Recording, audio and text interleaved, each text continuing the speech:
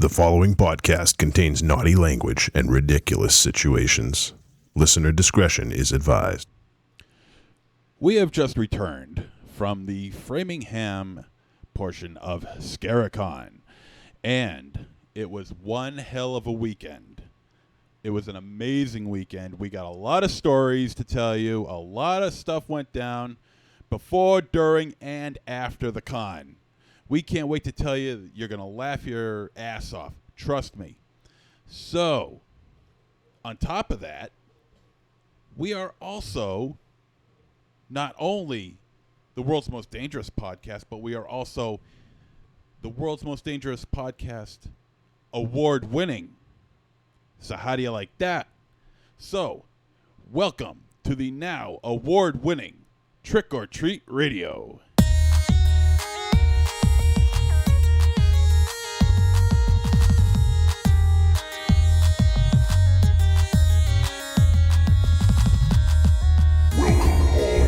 Zombies. You're listening to Trick or Treat Radio, starring the Deadites.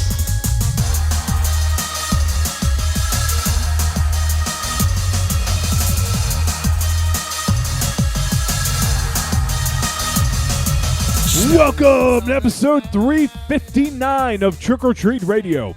Trick or Treat Radio is the world's most dangerous podcast and is recorded in front of an undead studio audience at Castle Wolfenstein. We discuss one film a week, we argue, we make fun of each other, and apparently we are an award-winning podcast. Is that right? I believe that is right. Is that what this thing says? That is what that says. absolutely correct, sir. Oh, this thing's light, flimsy. I hope I don't break it. Oh, did you bring your tools, Aries? They're in my truck. I couldn't cinch that up. So, yeah, I just feel, I don't know, I feel weird about this. Why? I'm kind of like embarrassed. You were like going a little crazy in the beginning there. Me? Yeah. Why? Award-winning. Well, aren't we? I guess so. You guess so? You got the goddamn thing in your hand, and you guess so? So, yes, Scaricon, Horror and Pop Culture Fan Convention. We were awarded the best long-form podcast. Trick or Treat Radio. Here you go. The funny thing is, we had pretty much the same people that were in the best overall podcast, aside from one or two differences, and we lost that one. So take that for what you will, but here's the award. It's pretty fucking cool. I think it's awesome. Yeah, it's very cool. Although it's not as thick as the prototype. Yeah, I wonder what the That story one is on weighed that. like 5 pounds more. I'm Yeah. sure that would cost Price. like twice. They're probably like, here you go. Here's what we're going to send you. And then like bait and switch. Yep. Nope. Just kidding. Well, These no, ones I'm are sure they lighter. went, here, this is the prototype. And they went, yeah, can you do that for half the cost? Yeah, or that. No, this is cool, though. All right. So here you go, MZ. Yeah, I mean, I don't think you're as proud of this as you should be. Well, it's for the podcast that entered. So it's not like we're the best long-form podcast in the world. No. We're the best long-form No. podcast at Scaricon. But there were 140 other entrants. I mean, Yeah, come it's on. still pretty cool. I mean, I think you're downplaying this just a little bit. I mean, I think as I think you're time- downplaying your fucking muscle tee. Actually, You're it's my- downplaying the muscle part. Actually, it's my muscles that are downplaying the muscle team. No, I mean, I think as time goes on and as we continue to get better with what we're doing, there is the possibility of more awards coming our way, and, you want to think of each one of them as being as important as the last one, but it's always the most recent one that's going to be the closest to you. And right now, this is just the start of something for us, and I think We've been doing it 7 years, man. well, you know what?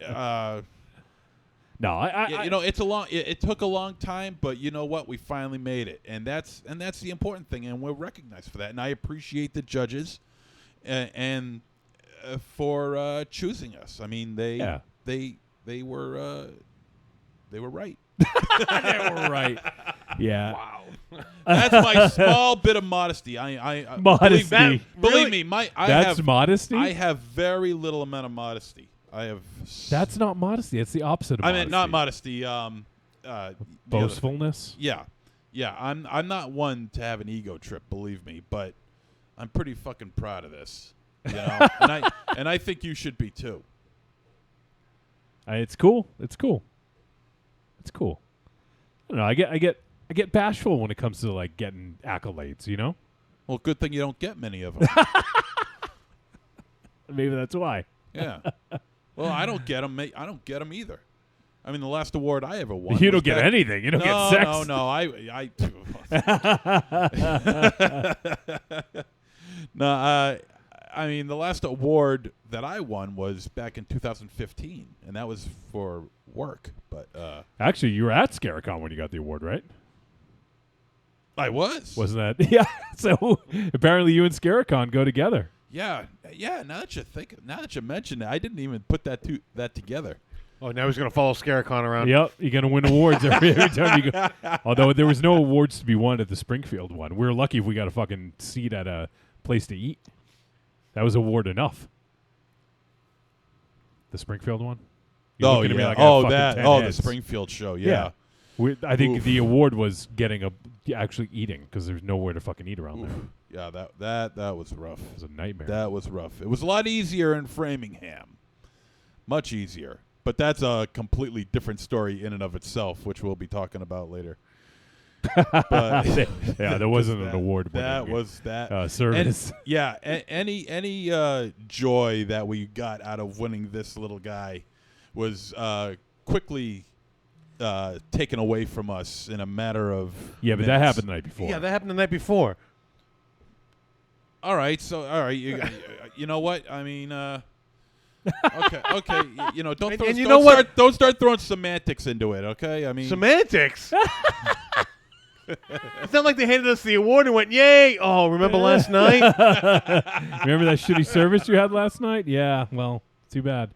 So before we jump into Scaricon, we will get back to that. But there's a couple things I want to get to right off the bat. So tonight we're going to be discussing the film The Perfection. The Netflix exclusive is all the rage. I see a lot of other shows covering it, a lot of chatter going on about the film. So we'll be discussing The Perfection in the about the second hour. So if you're listening live, you know, about 40 minutes from now, and I guess if you're listening on the podcast, it's 40 minutes from now anyways. But let me just pull up the chat room, see if we got anyone hanging out just yet. And so Marion's in. She says, woo, congrats, Tabula Rasa. I don't know what that was in reference to, but I'm sure it was. isn't that very what Conan poignant. said in the ring when he was doing the LWO? Or No, it's Viva La Raza. sorry. And speaking of Marion, and she spent some time with Raven Shadow from time to time. Marion, and- Marion. And Raven Shadow will not be spending any time with us today. As mentioned last week, he has a thing. Yeah, and but he took care of that thing today. Yeah. But he's still kind of conked out by the drugs. by all the awesome drugs that the nurses and doctors were awfully nice enough to give him. So I think he mentioned he had some not exploratory. What was it called? When you choose to have it done? Elective. Elective. Thank elective you. surgery. Yeah. Elective surgery. He won't say what it is. We have no idea. So we can only assume he's getting another breast Yeah, put on his body. yeah. One on his back for slow dancing. What do you mean another one? He doesn't have any pecs, so True. It's completely flat. Yeah. So no, maybe he got some breasts. I don't know. He wouldn't even tell us. He wouldn't even tell Aries, like his No. oldest friend. He wouldn't even tell him. It must be pretty serious if he's not going to tell. Yeah, but it's anybody. elective, so But it's got to be kind of serious. I don't know. Maybe he's having. How LASIK, would we know? Maybe he's having LASIK surgery. Oh, so he maybe. could stop looking at his shit like this. yeah, like a, That would actually, maybe that's it. Maybe that's like it. a We'll like see. a fucking. well, no, because you don't septuagenarian. get good drugs with that. Because I've known a couple people who've had that. You're right. You're right. Actually, yeah, you're right. What? Yeah. What?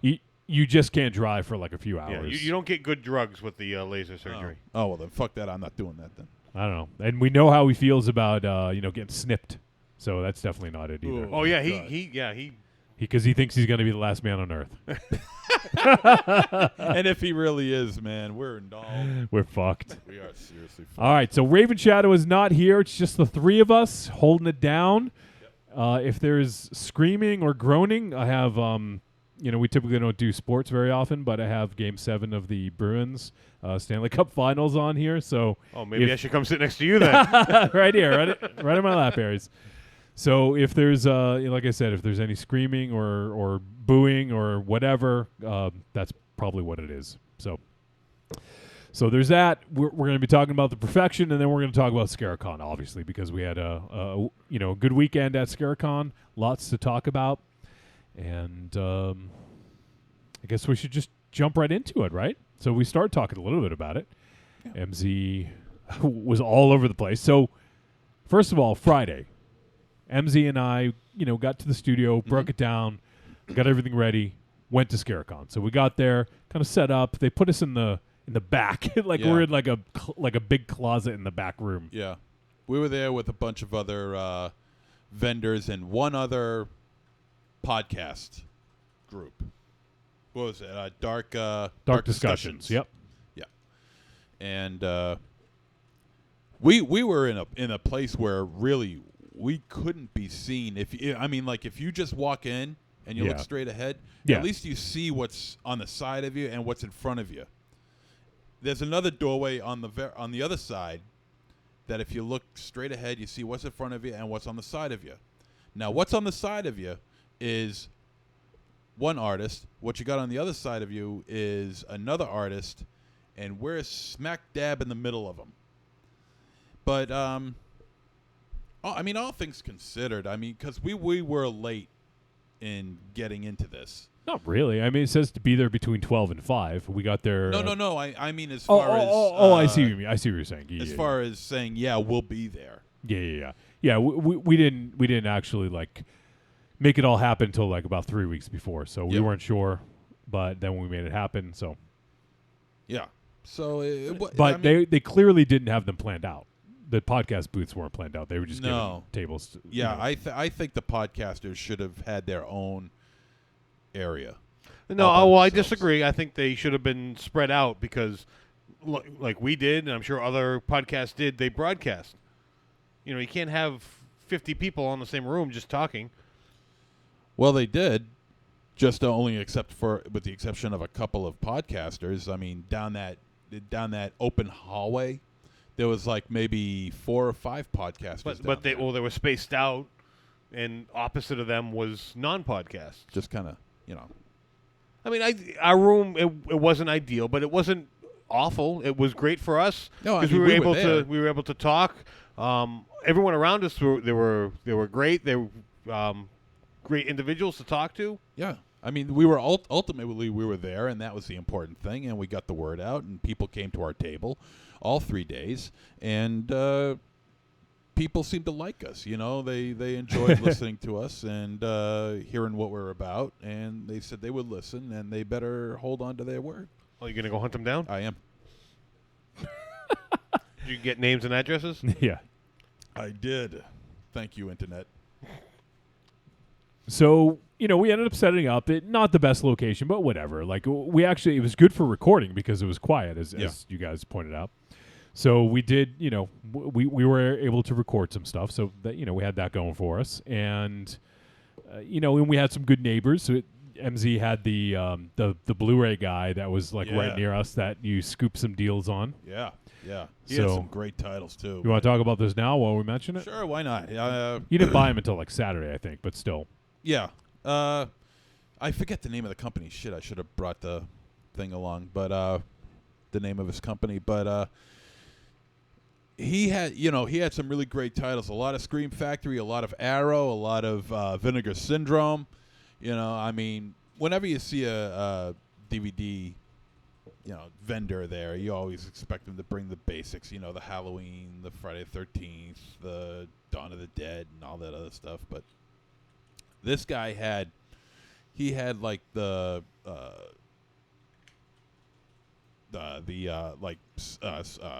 Sleepaway Camp 1, 2, and 3. But I'm talking about the Scream Factory versions. Yeah. He had good stuff. Oh yeah, Silent Night, Deadly Night 1 and 2.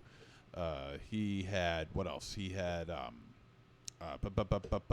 Exorcist 3. He had Creep Show. I mean, and these are just these are the high end blues from Scream Factory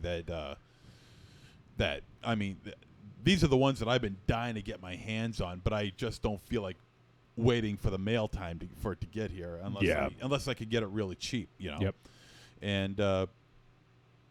And he even had damn it, what's the name of that movie you guys like so much that we talk about on the show a lot? Neon Maniacs. Neon Maniacs. He had Neon Maniacs on DVD. I'm almost certain that's going to be coming out on Blue. I'm almost certain of it. But he had a bunch of other stuff too, man. He had a bunch of figures, really awesome figures too. Silent Night, Deadly Night, action figures, and let's see, certain like Freddy Krueger diorama sets and shit like that, and a bunch of Funko Pops. But so I went over to him and I bought a couple of things off him, and he was really cool. Oh, you got him on Sunday. That's right, because he was doing a deal. Yeah, he was selling. You bought one on Saturday and then the rest on Sunday. Yeah, that's right. That's right. I bought. What did I buy? I bought Bloody Birthday, the Arrow version of Bloody Birthday on Saturday, and I bought Creepshow on Sunday. And Sunday he was having a 50% off sale because he just wanted to unload a bunch of shit. Yep. And there was no way I was passing up Creepshow for $20. I mean, and I watched it. Looks fantastic. The extras are awesome on it. I mean, more than just the Just Desserts Blu-ray that came out several years ago. Yep. I mean, there's a bunch of new shit on there. Really great stuff. As soon as when I find out who it is, I'll post it up and I'll say, hey, go to this guy. He's pretty awesome. Yeah, and I think he's going to be at Rock and Shock. So he is going to be at Rock and Shock. Got some good deals there, and we had some nice booth mates. We just kind of shooting the shit with. Someone brought some music, so we had some Slayer being played for most of the weekend and some other stuff. So the only downside to the guy with the music is I don't think he realized that when he left the room, the volume went up. Oh, I think it was trying to track him. Like I'm far away. Maybe, Gonna crank the volume so it would hear me and just. Oh. I didn't notice that. Yeah, it was a little annoying because up and down with the volume because he walked in and out of the room a lot. So then we just set up. It was kind of Friday was kind of just an easy sort of day. Yeah. Not a lot of traffic as is typical. Fridays usually. Yeah, Fridays at conventions, and we made the rounds a little bit. Went around, said hi to some folks.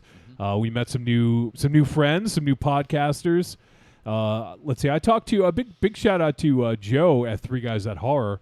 Mm-hmm. Ended up hanging out with Joe for a good amount of time, and then Eric Newell from Bloody Good Horror came and hung out with us for like a good 2 hours. That was awesome. Like just hanging out with Eric. He came to Scaricon just to check it out, and he ended up hanging out for a good amount of time, and it was great seeing Eric. He's a really great guy, and Bloody Good Horror is. They're one of the first horror podcasts. Like I think of the ones that are still going anyways, they're like number 2. Like they're the second one, right with Night of the Living podcast. So they've been doing it for a very long time, and Bloody Good Horror has been around since like the early 2000s. And even Joe from Three Guys At Horror had come up and was like, "Hey, are you Eric from Bloody Good Horror?" He's like, "Yeah." He's like, "Oh man, you inspired me to podcast." So like it was cool to see like this whole like, the generations of podcasters and seeing Joe, being inspired by Eric, and so it was kind of cool to see that, and everyone was really awesome. So we got to hang out with Eric Newell, got to meet Joe from Three Guys At Horror, and then obviously went over and said hi to our boys over at the Rough House Publishing, and got to hang out with those guys for a little bit. Did you walk around, see any celebrities or anything like that at all on Friday, MZ? Let me see. Yeah. I caught an eyeful of Lisa Wilcox. I went over to see an eyeful. Yep. I went to go see Terry Kaiser. Just watch him doing his thing. He's talking with people. Did you see him do Bernie photos yet? But like by chance? No, I didn't. I didn't see him. We do didn't a end up. single We didn't Bernie end up. photo. We didn't end up doing the photo because I think it was a little bit too expensive. Yeah. And it would have been hard to get us all together at the same time. So yeah, and let's see who else. Heather Langenkamp Felissa Rose, she's just awesome. She's probably one of the best guests you can ever get at a con. And I'll Felissa Rose? I'll stick by that because you could tell she genuinely has an awful lot of fun at these things. She's got a really great personality. She swears like a truck driver half the time. That's important to you. Well, you know what? It adds to her. It adds to her mystique. I just really enjoy watching her interact with fans. Always smiling. Let's see who else. I saw Don Coscarelli. Yep. And he was pretty cool. He looks fantastic, man. For a guy who's like in his 60s. He hasn't really aged. He has not aged. It's incredible. And saw Jason Lively. And let's see. Saw I can't believe I keep forgetting his name. The guy who plays Art the Clown in the Terrifier. David Howard Thornton, I believe. David Howard Thornton, yes. Yeah, you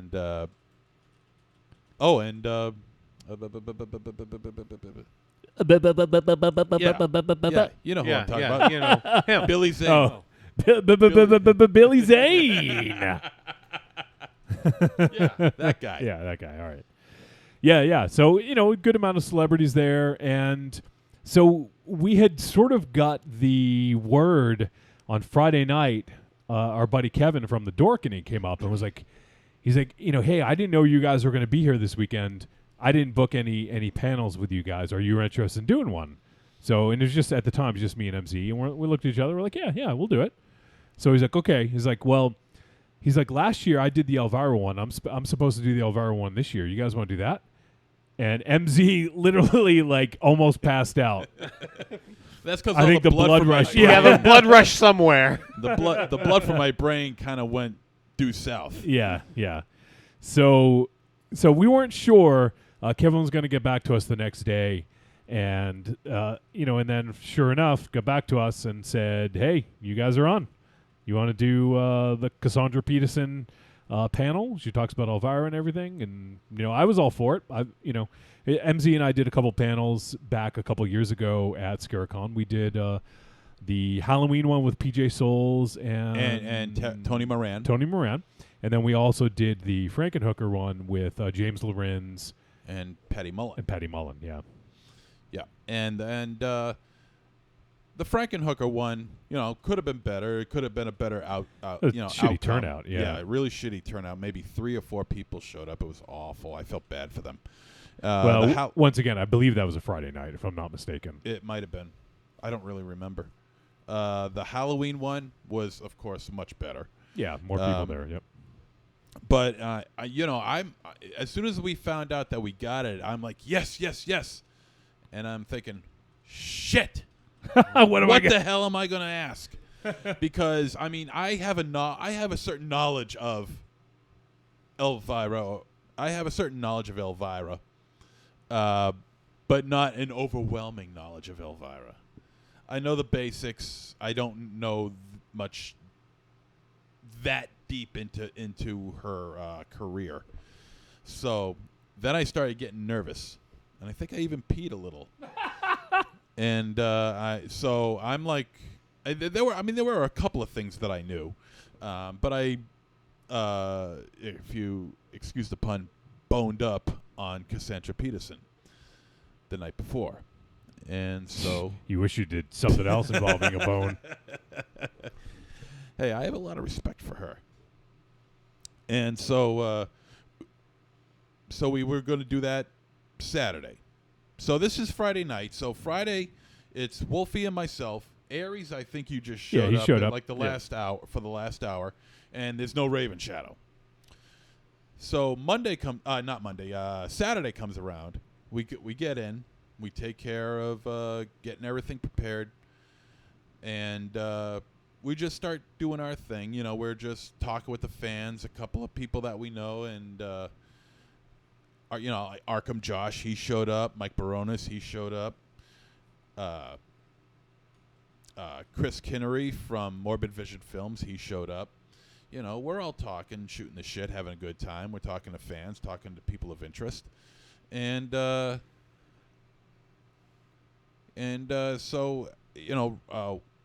Raven Shadow says he'll be here at like around what was Well, originally said like 1:30? 12:15. Yep. 12:15. So he doesn't get in till maybe around 12:30, maybe almost 1 o'clock. No. He got there like. No, yeah, he got in. He got there late.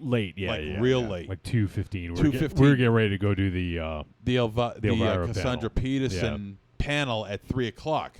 So I'm like telling him, well, you better hurry up because we need you here because we're going to be doing the Cassandra Peterson panel. And he's like, oh, shit.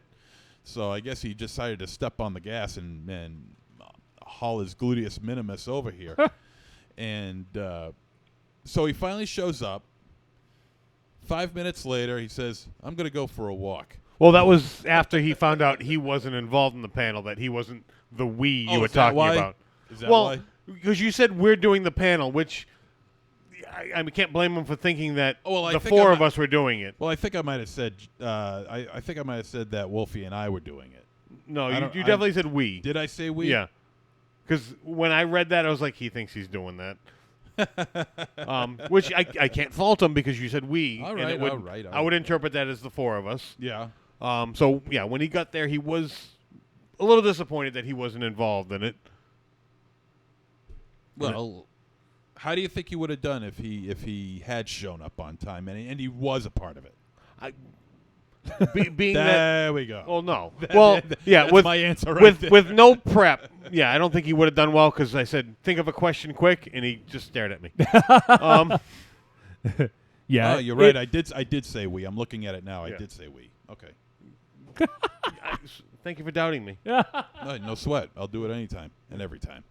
But, it's just Kevin had asked you and I, and I think they just wanted to keep it small. I mean, there was only a half-hour panel. It was not much. I mean, it was all the audience. So, I mean, what if Aries and Raven Shadow were up there, they would just point at people too, for, question. Yeah. So. Yep. Oh, I wanted nothing to do with that. Just for the record. I mean, if you recall when you told me that we were asked, what was my response? I don't remember. I said, have fun with that. Oh, yeah, that's right. Yeah, you did. Oh, and Myra was there. Yeah. Yep. Yep. And she looked fantastic. She looks like she's in good health and happy for that. So 3 o'clock shows up. Raven Shadow shows up. 3 o'clock shows up. Barely, yeah. We all go downstairs into one of the rooms where they're going to be holding the panel. They said that Cassandra is going to be running a little late, and that's fine. So yeah, she's about 5-8 minutes late. Yeah, so she shows up. We introduce ourselves. She's looking fantastic, and so we all go into the room, and everyone's applauding and everything like that. And I'm like, thank you. Yeah, not for you. oh, that wasn't for me. No. Oh, and so Wolfie took charge of heading the panel because he has a better grasp of knowing what to say hell of a lot better than I ever. I just kind of introduced it, so. Yeah, but you did it well. I would have fucked it up. I know I would have fucked it up. Yeah, well, because he's more well-spoken than you are. So I welcomed everyone to the panel. I basically did quick, who we are.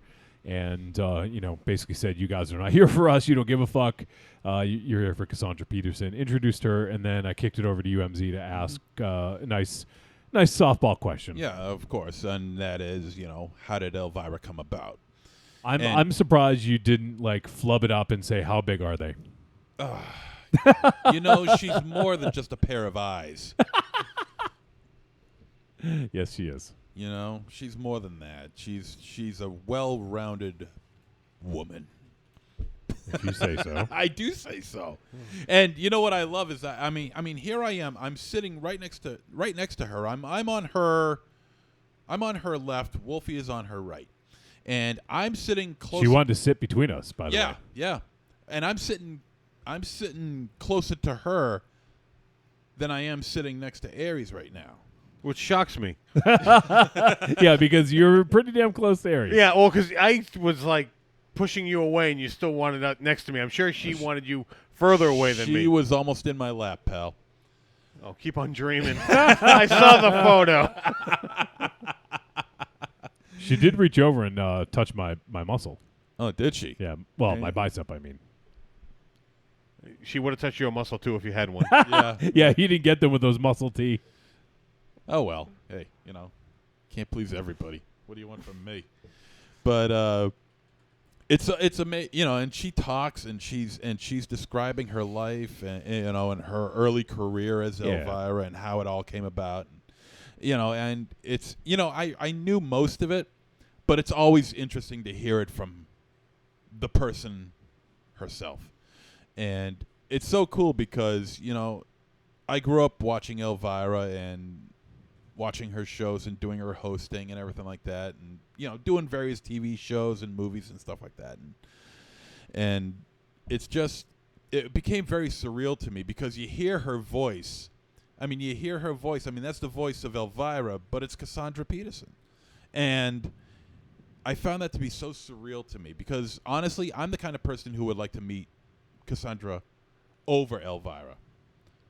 I can't understand why, but for some reason I always found... Well, it's the person. That's the real person. Yeah, I guess.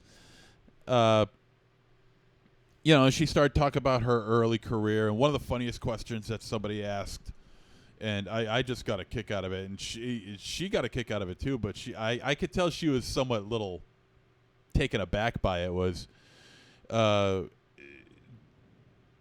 could you describe your relationship with Elvis Presley, and what did it consist of? Yeah, that was a weird question. Yeah, and what did it consist of? Oh, that was great. And you didn't ask that question? No, I wasn't not gonna ask. Oh, look, Marion just posted a picture of us at the panel. Oh, nice. You weren't that close.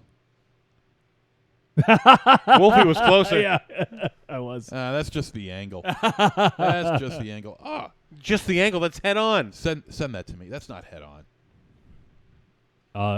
Tell if Marion will, she'll send it to us. Yeah, send it. I want to keep it's a nice that. picture. Yeah.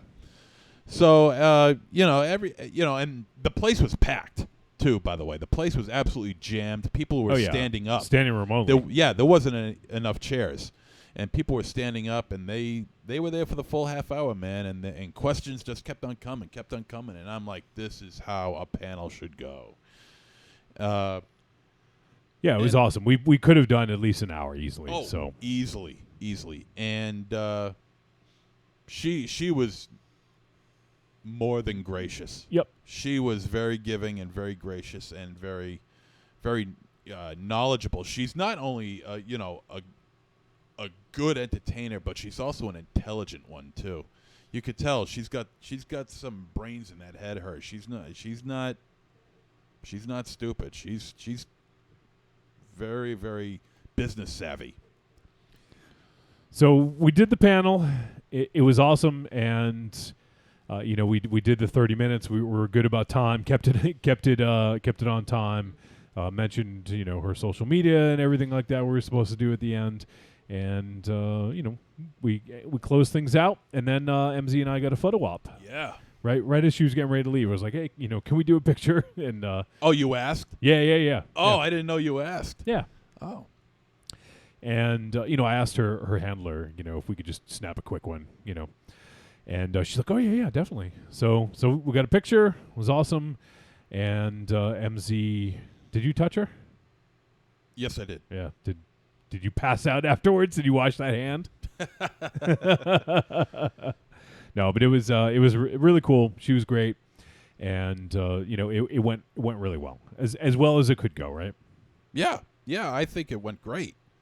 And now also I don't want to just gloss over this. We talked about it for a while now, but before we went to the panel, we were handed a page from a coloring book. Oh boy! Now I imagine, really? You're gonna right in the middle of this good story? You're just gonna bring up that, huh? Yeah, we got this page from a coloring book. They were passing them around, and they say, do what you can with this. Make it as violent and scary or as gory as possible. And we're like, okay. And we figured, okay, Raven Shadow's going to be here pretty soon. We'll leave it up to him. Because he's like... Yeah, he's the artistic one. He is the artistic one. He really is. And so we left it up to him. He didn't know it at the time. I think, did you have to tell him that? I had to tell him. I wasn't there when the picture was distributed. Uh-huh. So I'm now relaying a message to Raven Shadow third hand. Okay. And it's a picture of 2 fairies sitting on a log, and one is brushing the other one's hair.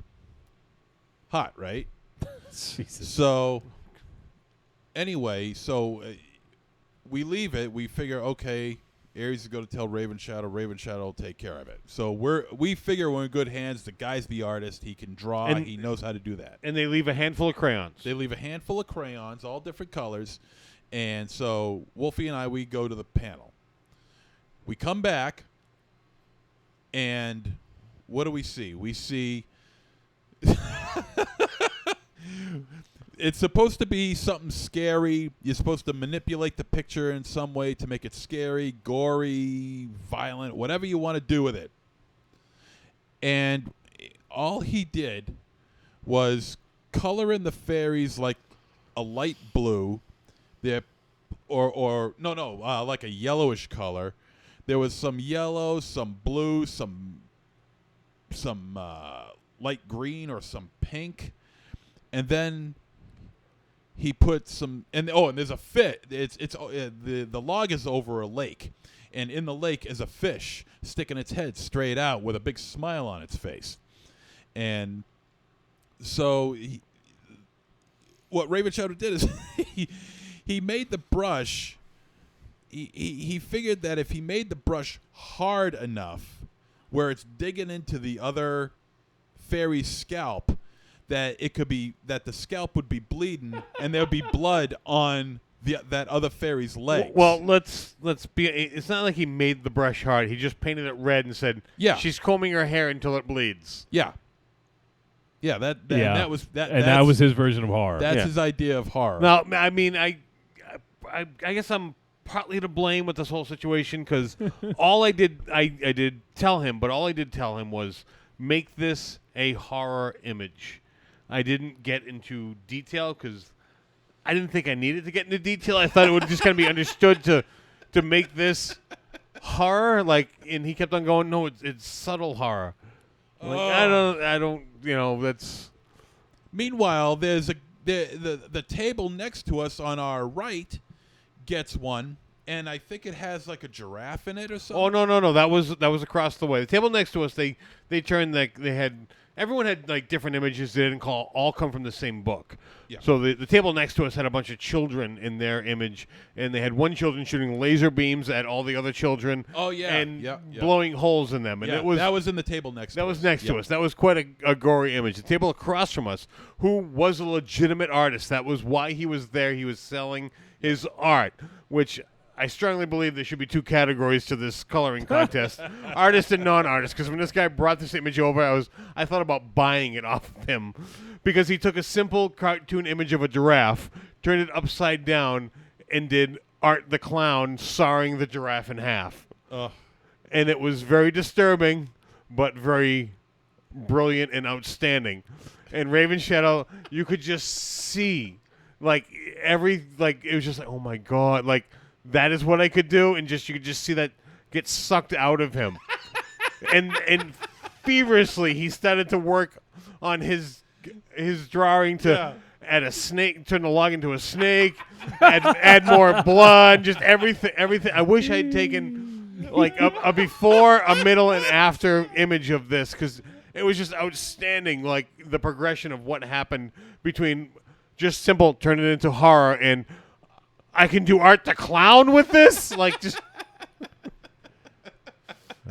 let's not forget the simple add-ons to the image that he did, the 666 down the leg, down one of the fairy's arms, and the star on the other one's leg. Yep, that's his idea of horror. so funny. I'm like, Jesus Christ. We actually did record some of it. We I don't know when it'll be up, but we did record some audio that we're gonna put up as a Patreon exclusive, and we talk a little bit more in depth about this fucking art drawing. And Raven Shadow is able to defend it. No. If you want to call it defending, He tries to defend it. Fair. Whether he succeeded or not is We'll leave that up to the listeners. Yeah, exactly. Yeah. So no, that was pretty interesting. Oh my, the 666.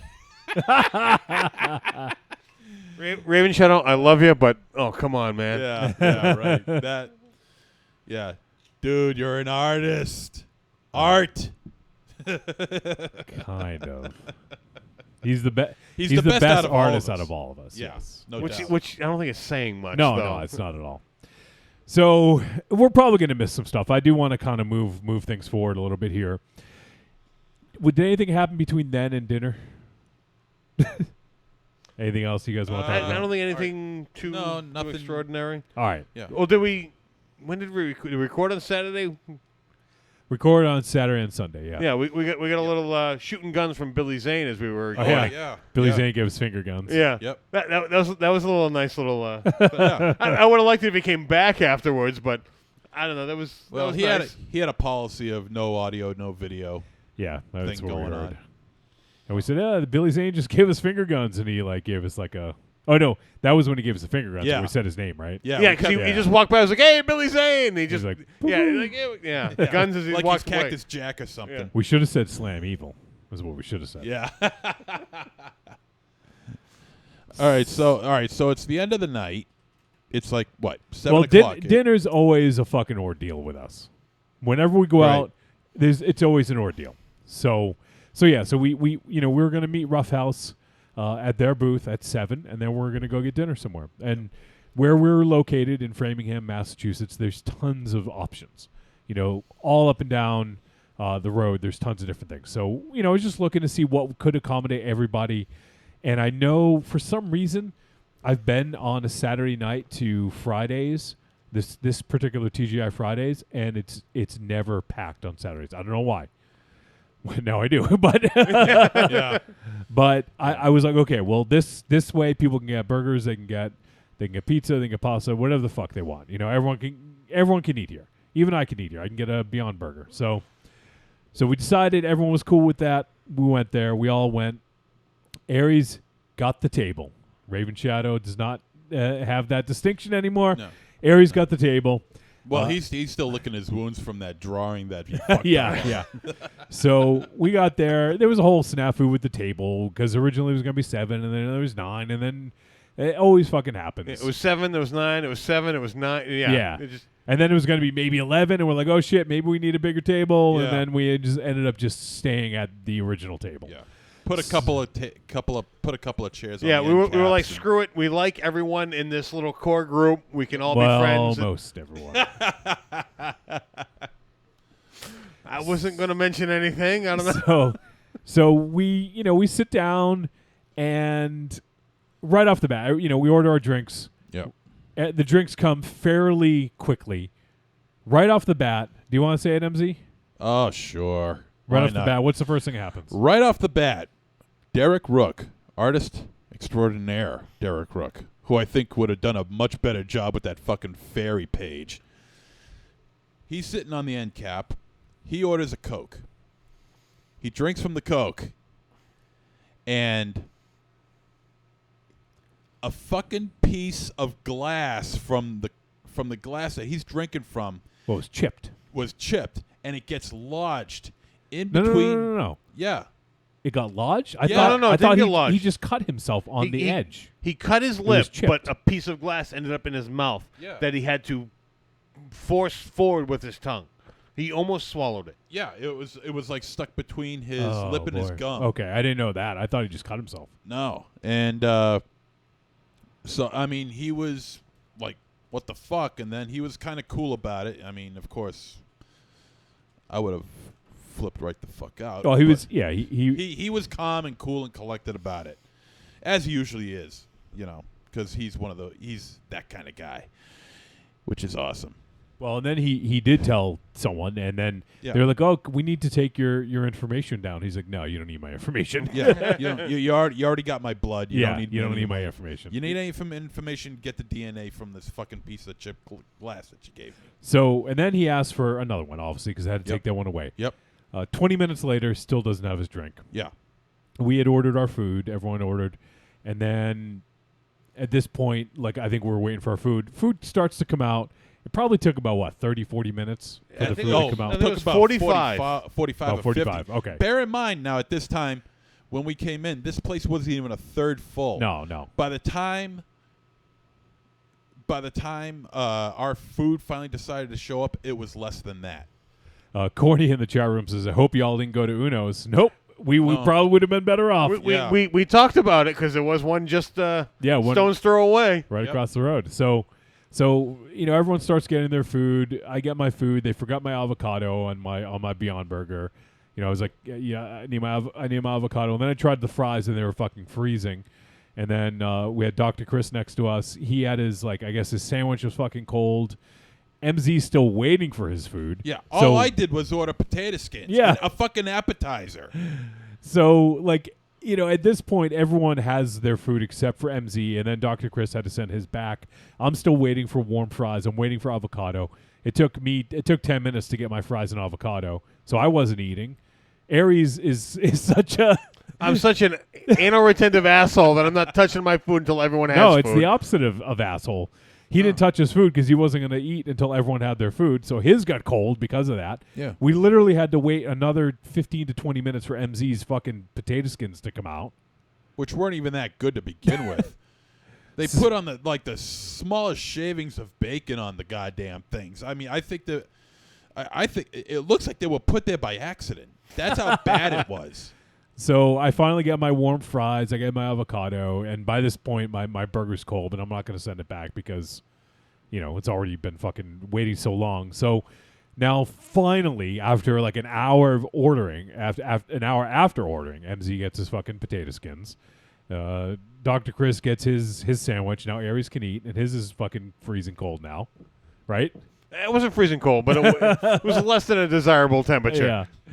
So everyone's eating, and the food, I mean, my food was okay once I had it, aside from the fact that stuff was cold, but, the food was fine. It was what I was expecting for where we were. Yeah, exactly. So at this time we had managers coming up, seeing if we're okay. We're like, no, things are not okay. Yeah. Where's our goddamn food? Where's this? Where's that? Huh? Where's this? Where's that? Yeah, exactly. It was just ridiculous. An hour for fucking potato skins. Jesus Christ. I could have grown a potato, baked the fucking thing, and eat it and made it in less time. So we're waiting and waiting and waiting. Then we're finally eating, and everything's, for the most part, we think everything is going to be okay. You would think so? No. Here comes another manager, okay? And oh, yeah, I almost forgot about this. Thank you. I was hoping everyone was going to forget about this. I haven't forgotten it. I think it was the best part of the night. This other manager comes over, and she scares. She comes behind Aries. Comes behind Aries and scares. Don't do that to Aries. Yeah. Let me just say that. Shit out of him. No, she didn't scare the shit out of him. Oh, You don't walk up behind Aries because he will deck you. Yeah. He will knock you out. Well, let me. All right, yeah, you tell us. Because I have not made this. I have not kept this a secret. I don't like people. I get very uncomfortable around people, and I'm just coming from a convention full of fucking people. So I'm already a little tense. I'm a little, wound up, and we're having a little issue. Everything going on to begin with, and then this manager comes from behind me. So essentially out of nowhere. Yeah. And doesn't just touch me. She grabs me. It wasn't just like a gentle little touch on the shoulder. There was force involved. Enough that I was like, Jesus! And I don't know if I was tense. I don't know if you saw. You were next to me. You were. I had fists. I swear. I think I saw your body parts cracking.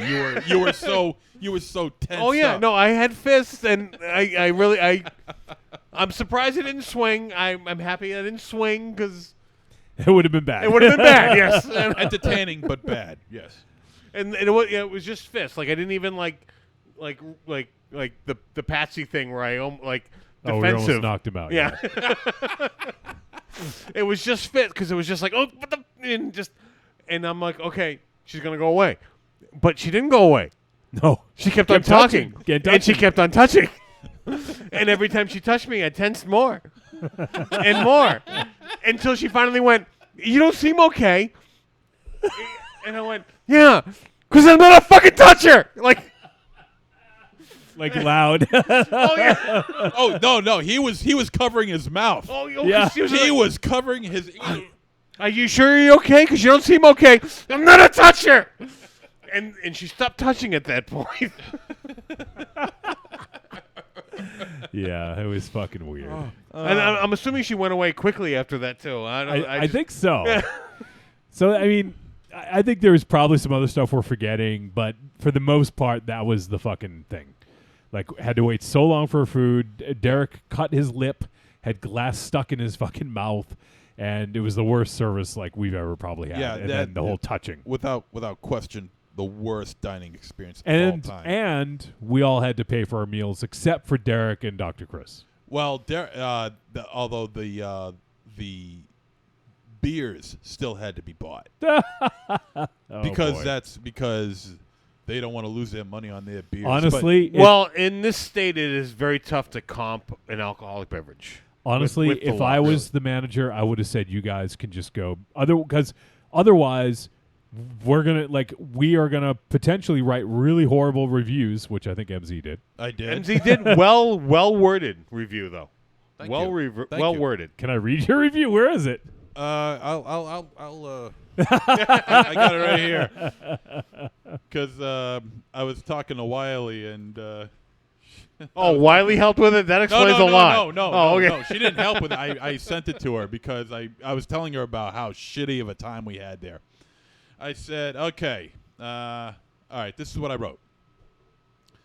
Had a party of 9 people and was quickly seated. No problems yet. Then we ordered drinks. One glass had a chip getting lodged into my friend's lip.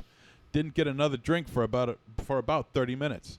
Waited about 45 to 50 minutes for food to arrive. But my food took an extra 15 to 17 minutes to arrive. Most ordered burgers while the rest got appetizers. And I ordered appetizer. One order was cold and another was wrong and cold. Waited about 15 minutes to get those errors corrected. Then one of the managers came by and continuously touched the shoulder of... it's funny now that I read it here. I was serious when I wrote it, but man, when I read it now, it's hysterical. Then one of the managers came by and continuously touched the shoulder of a friend of mine when she was told time and time again not to do that. She did it anyway. Oh, by the way, did I mention that the place was maybe a third full and after all we endured, we had to pay anyway? I wouldn't go back if you paid me. Worst restaurant experience ever. Oh man. So yeah, that was it. And then we went outside and we ended up like hanging out for like a good half hour because we were just like we were just had like the worst experience and like we were just all like laughing our asses off. I don't even remember what we talked about, but we were quoting Weird Science as we typically do. Yep.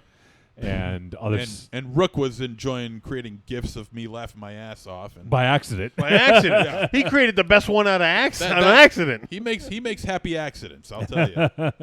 Yes, you did one of your crying fits from laughter. So overall, I mean, I guess we had a story out of it, and no one died, which is good. Which was close. Yeah. I mean, when you think about it, I mean, if he was to get that chipped piece of glass, I guess that was the best possible scenario. Because if that chip would have landed in his drink, right. If he swallowed it, if he would have swallowed it, that could have tore up his insides. Yeah, that was shredding him apart. Yeah. So. I mean, it's the best possible outcome, but regardless, it's an outcome that never should have existed to begin with. Yeah, because I mean, we say chip. This wasn't small. No, you could see this from across the table. Yeah. So after that, I guess there was an after party. We didn't end up going. MZ was tired, right? Yeah, I kind of was. When aren't you tired? And I was your ride, so I had no always choice. Tired. I'm always tired. But I saw the pictures. It looked fun. Aww. Aww. Next year, find your own ride. We're all going to the party. Yeah, exactly. So then the next day, Sunday, was the podcast awards. And so we got there at 11 again and just kind of like hung out.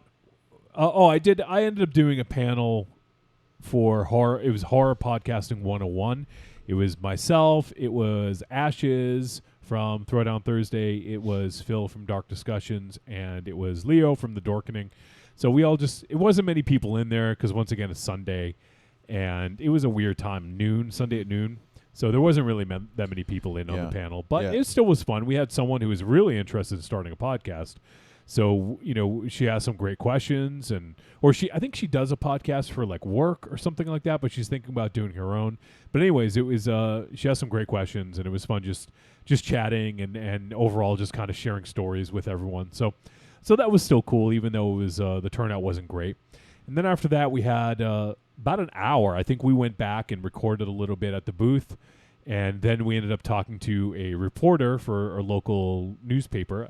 Although I think she said she gets published in a lot of places. So I don't know if it's just local papers or whatever, but met a reporter who was just taken with us and wanted to write a story about us. Yeah, so she was really interested in us. She was really nice and really cool. Very cool person. So we talked to her and her husband. Her husband was actually into bodybuilding, and so T-Dog was there, and she ended up talking to him about bodybuilding, and so yeah, it was fun. So getting to talk to them, and I actually did answer some questions for the interview. I don't know when it's going to be out, but we're going to get some press. I'll share it with everyone when it's out there. So that should be hopefully in the next week or two, I would imagine. And then the podcast awards. Yes, we were all taken down in a room, and Taken down to a room. Jesus Christ!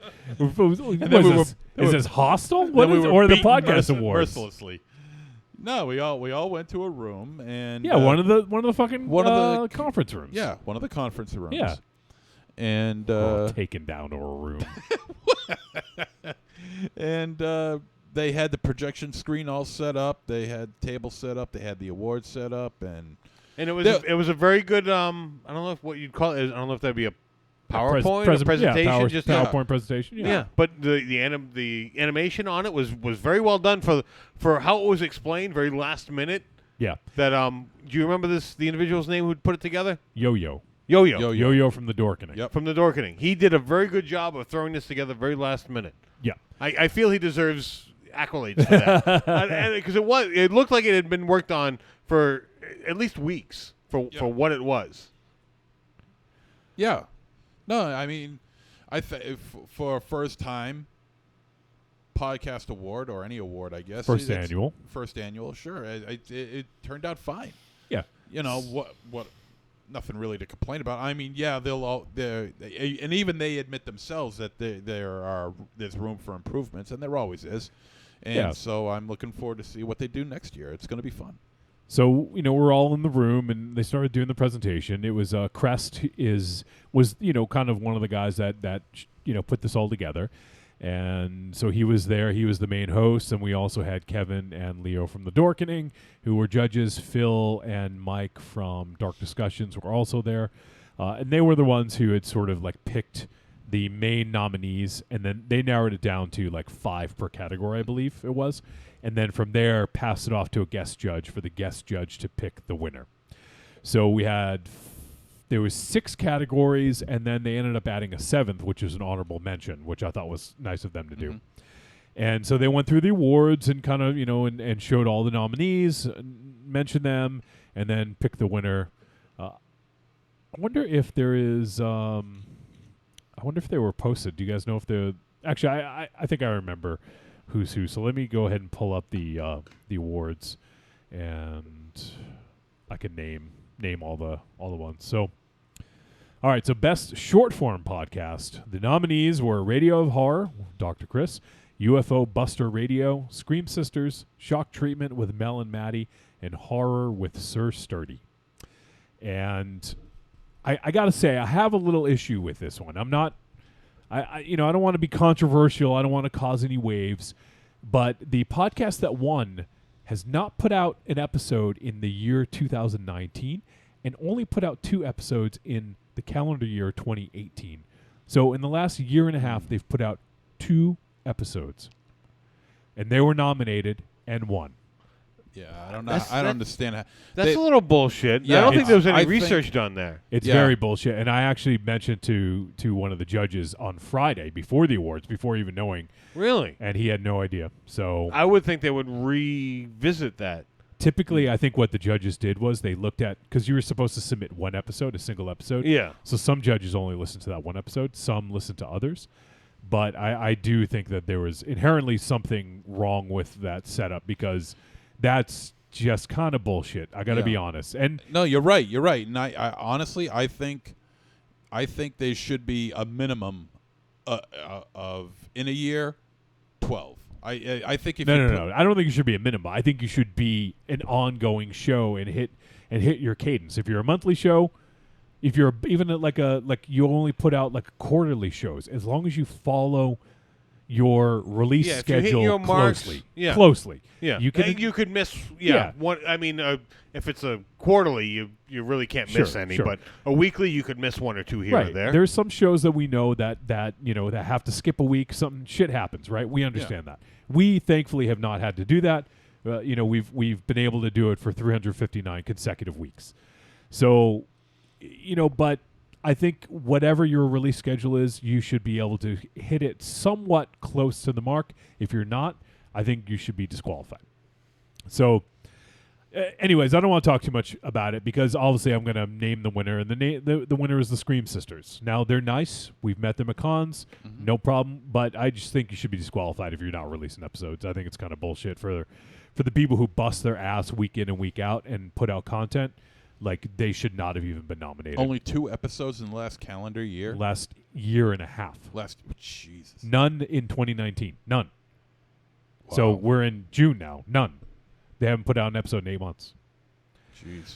So, and then best interview guest was nominees were Horror with Sir Sturdy, Three Guys at Horror podcast, Radio of Horror, Super Retro Throwback Reviews, and Throwdown Thursday, Patsy and Ash's show. And the winners were Throwdown Thursday, Yay. Patsy and Ash's. And they were very happy to have won, which obviously they should be. Yeah, But, and you could tell because Yeah. because Ashes was just going. She screamed. Oh, no, God. that was Patrick. That was That was Patrick. I thought that was Ashes. No, Are that you was serious?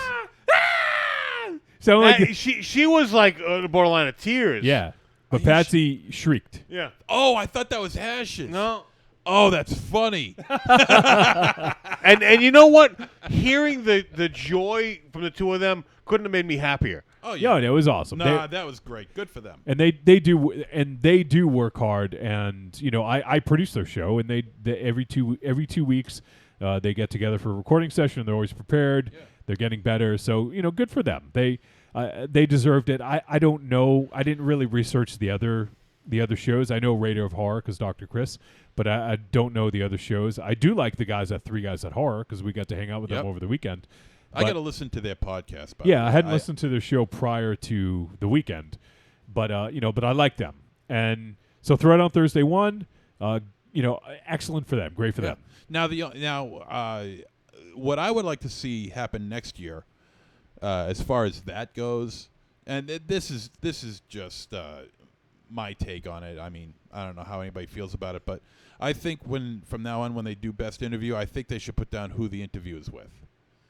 Yeah, probably. I think that would be. I would find that a little bit. It would put a little interest into it for people who don't know who they. Oh, I don't think that necessarily matters. That shouldn't really play too much into it because it Yeah, but I mean, if it's an interview, you'd like to know who the interview well, is with. the category is best interview guest, Oh, best yeah. interview / guest. So it probably would be good if they mention it. Doesn't.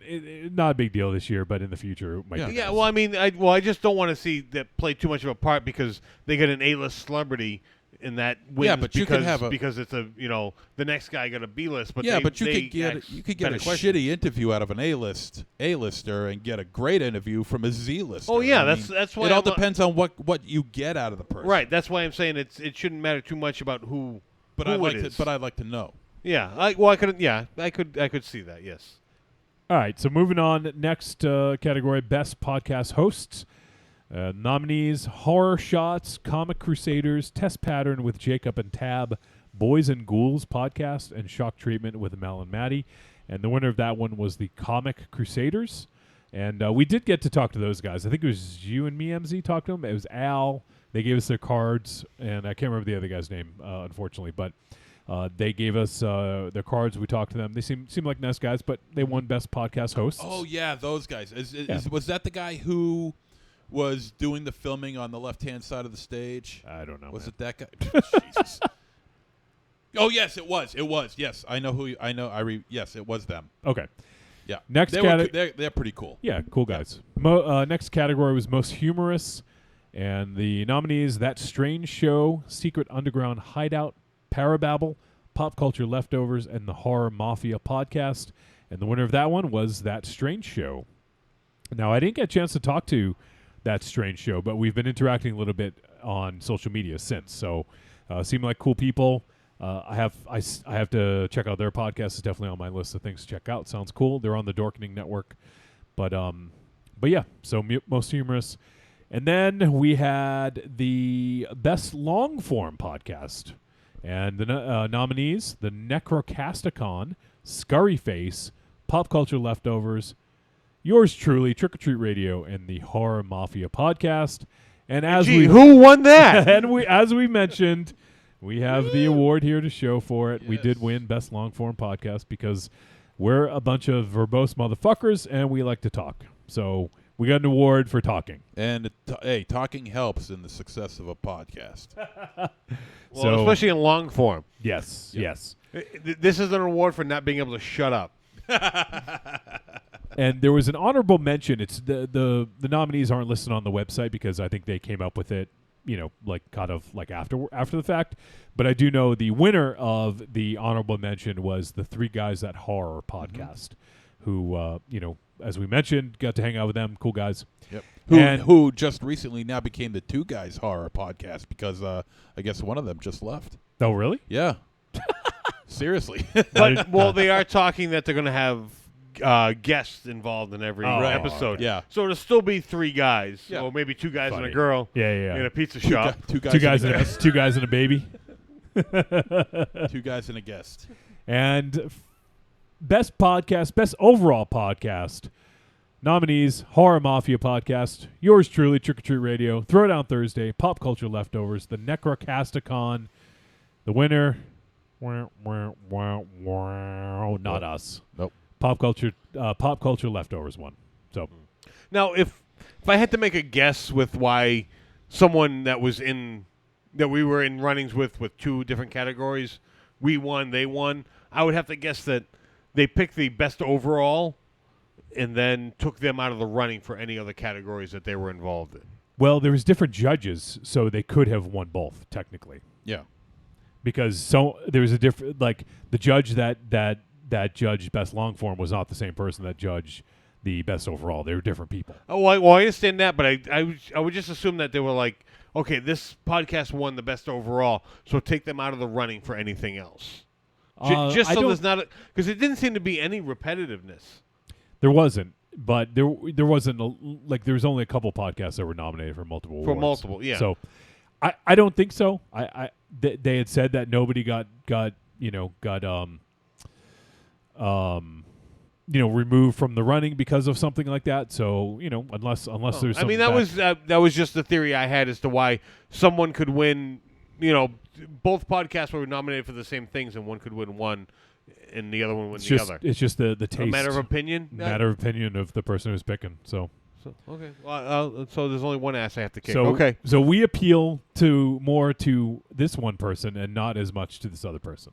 So, but yeah, overall it was fun. It was cool. They did the awards. Once again, this is a small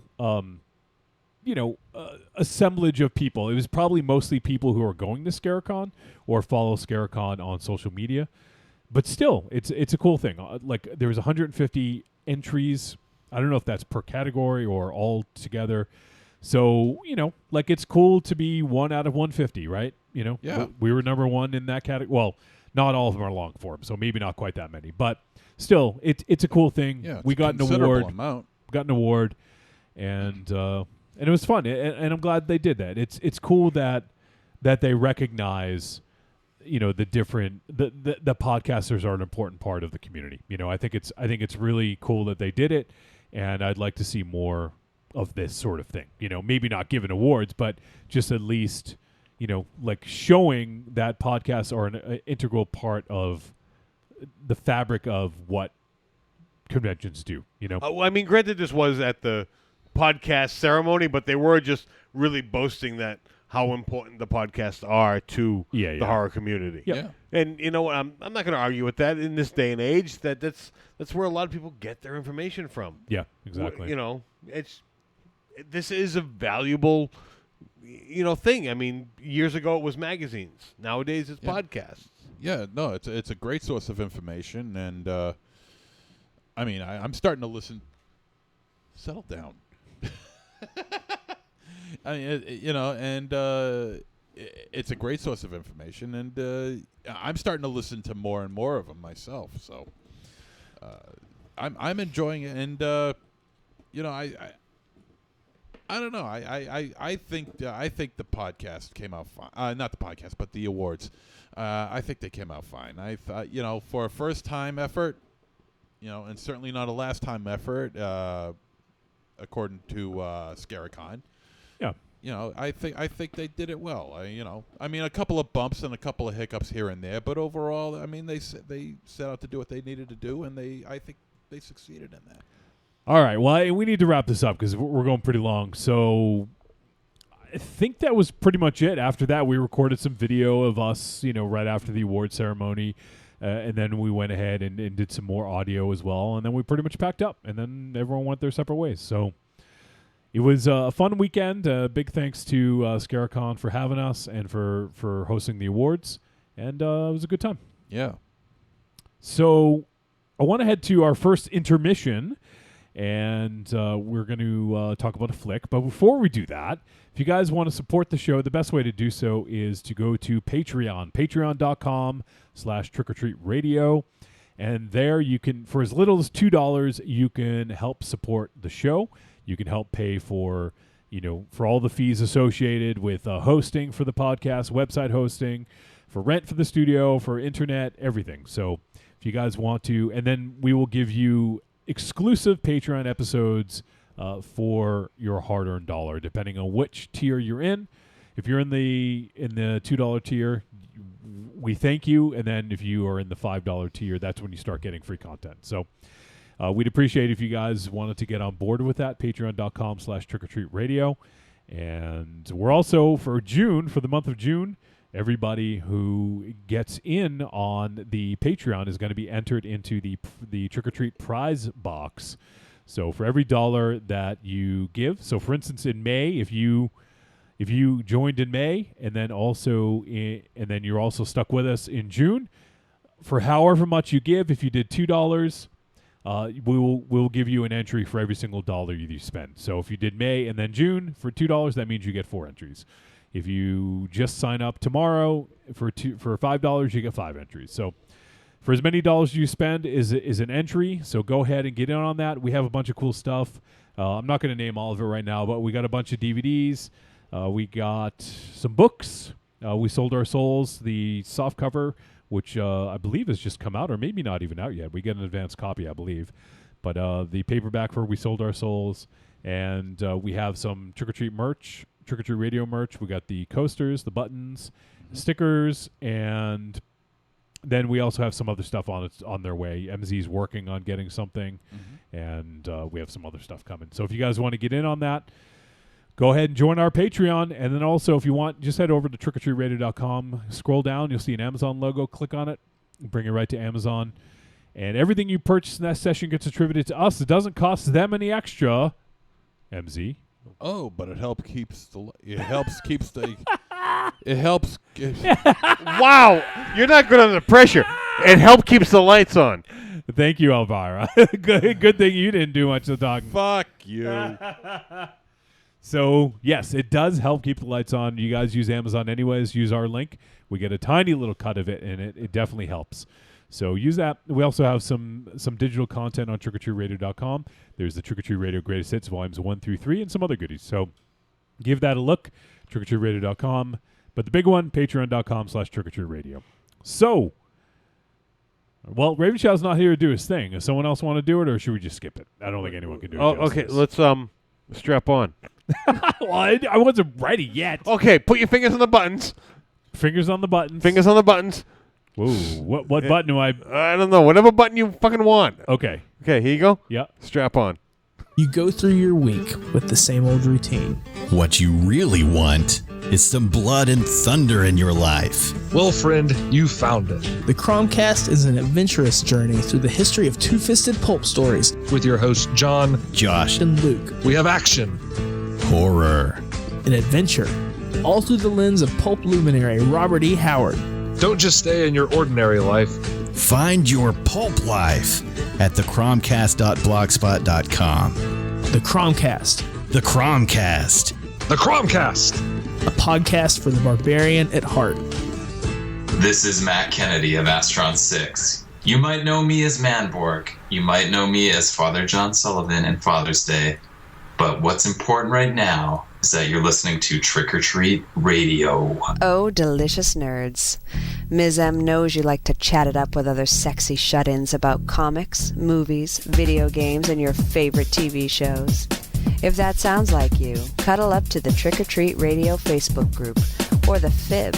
That stands for Fan Interaction Board. Just go to Facebook and search for Trick or Treat Radio and have more fun than a Jedi at a lightsaber sale. Not enough? Watch us on YouTube, The Deadites TV, all one word. Last but not least, check out the world's most dangerous talk radio show, Trick or Treat Radio, at trickortreatradio.com. I can tell you I'm never coming back on this show. Especially now that I did that thing that you just made me do. Which I will be sending you an invoice for.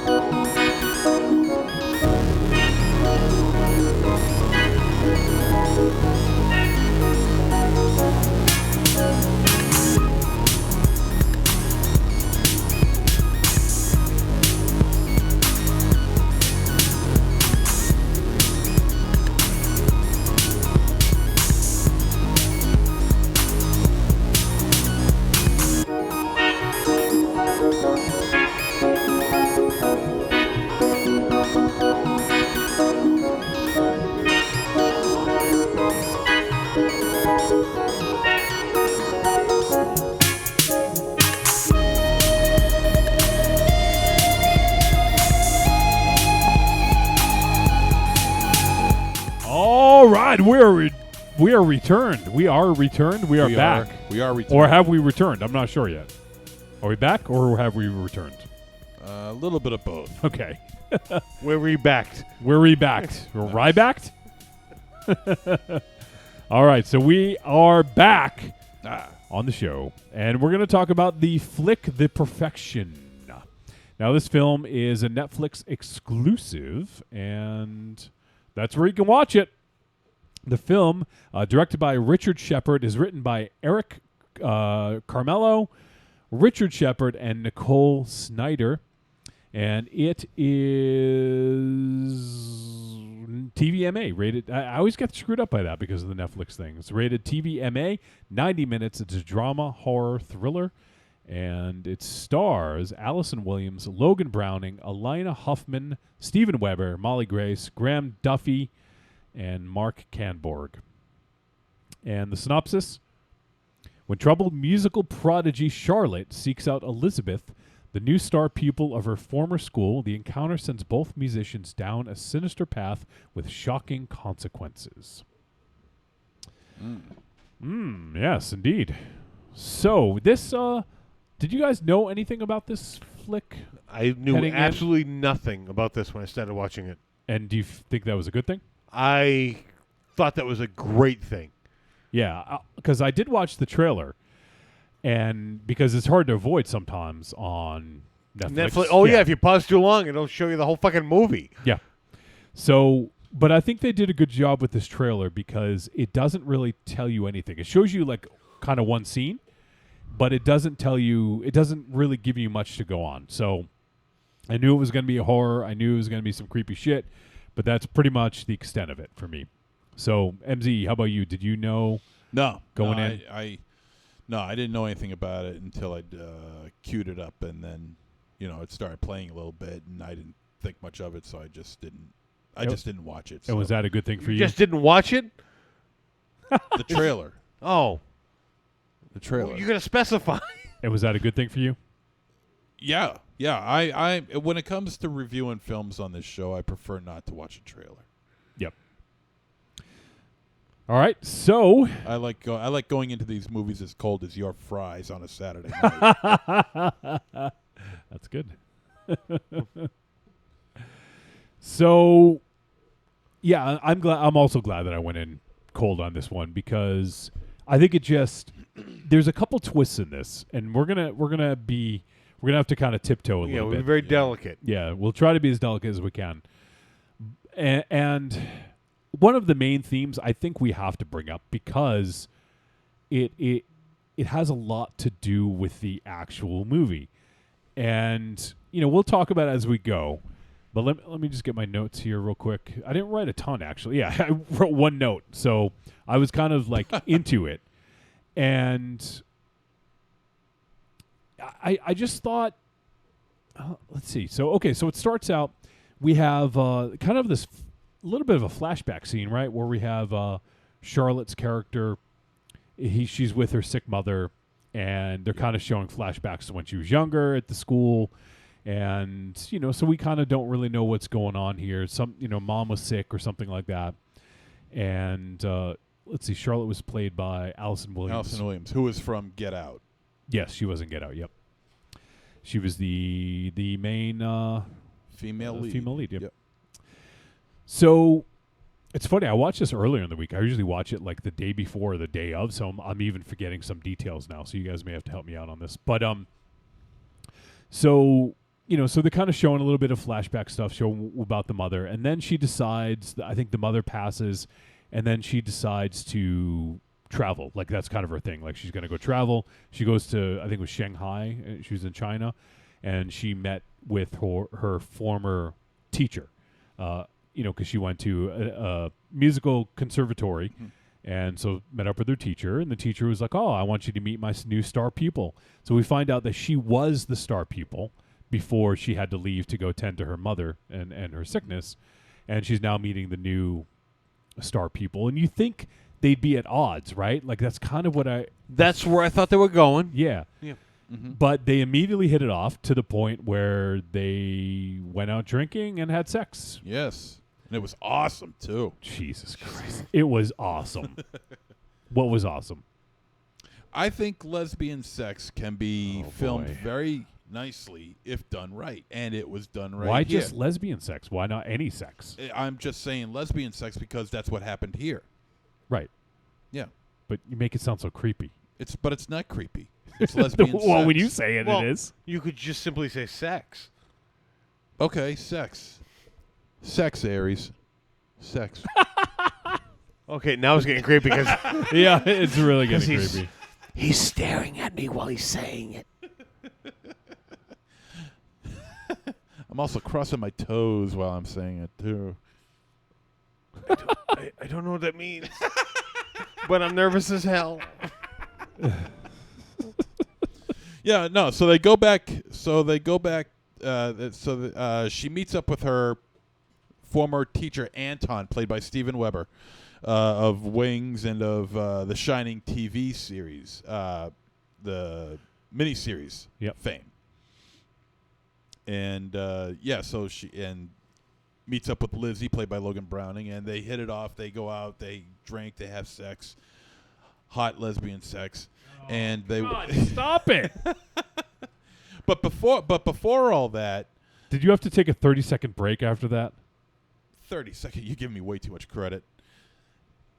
But before all that, before they go out, they're walking down the. Or was it after? I'm trying to remember now. They're walking down the steps and they notice some guy sick as a dog, and he starts throwing up all over the place. That was before. Before, okay.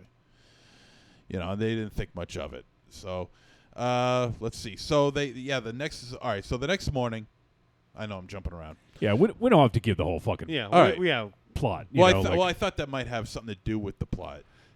Yeah. So, it does, but you're kind of dancing around into spoilers. Yeah, maybe I am. So, so at this point, they after their night of lesbian sex, they wake creepy. They wake up the next day, and then Charlotte gives Lizzie, something for her headache. And there was it seemed like there's something going on there, maybe, Mm-hmm. And then they go on the bus. Lizzie doesn't feel well. She's talking about it. They go out to eat, and it's not a good idea. And she's just not feeling good. So they're on this bus heading to what seems like the countryside of China, like kind of middle of nowhere kind of deal, And then Lizzie gets really sick, and then there's seemingly bugs coming out of her vomit, like maggots and shit. Yeah. It's pretty fucking... It's vile is what it is. Yeah, it's pretty vile. Now, there was also talk of a sickness in the south. Yeah. That this might be attributing to, and she thinks she's going to shit herself and everything like that because she keeps on saying that. And you never, whenever they say they're sick, and I give it props. Whenever they say they're sick, they never say they're going to shit themselves.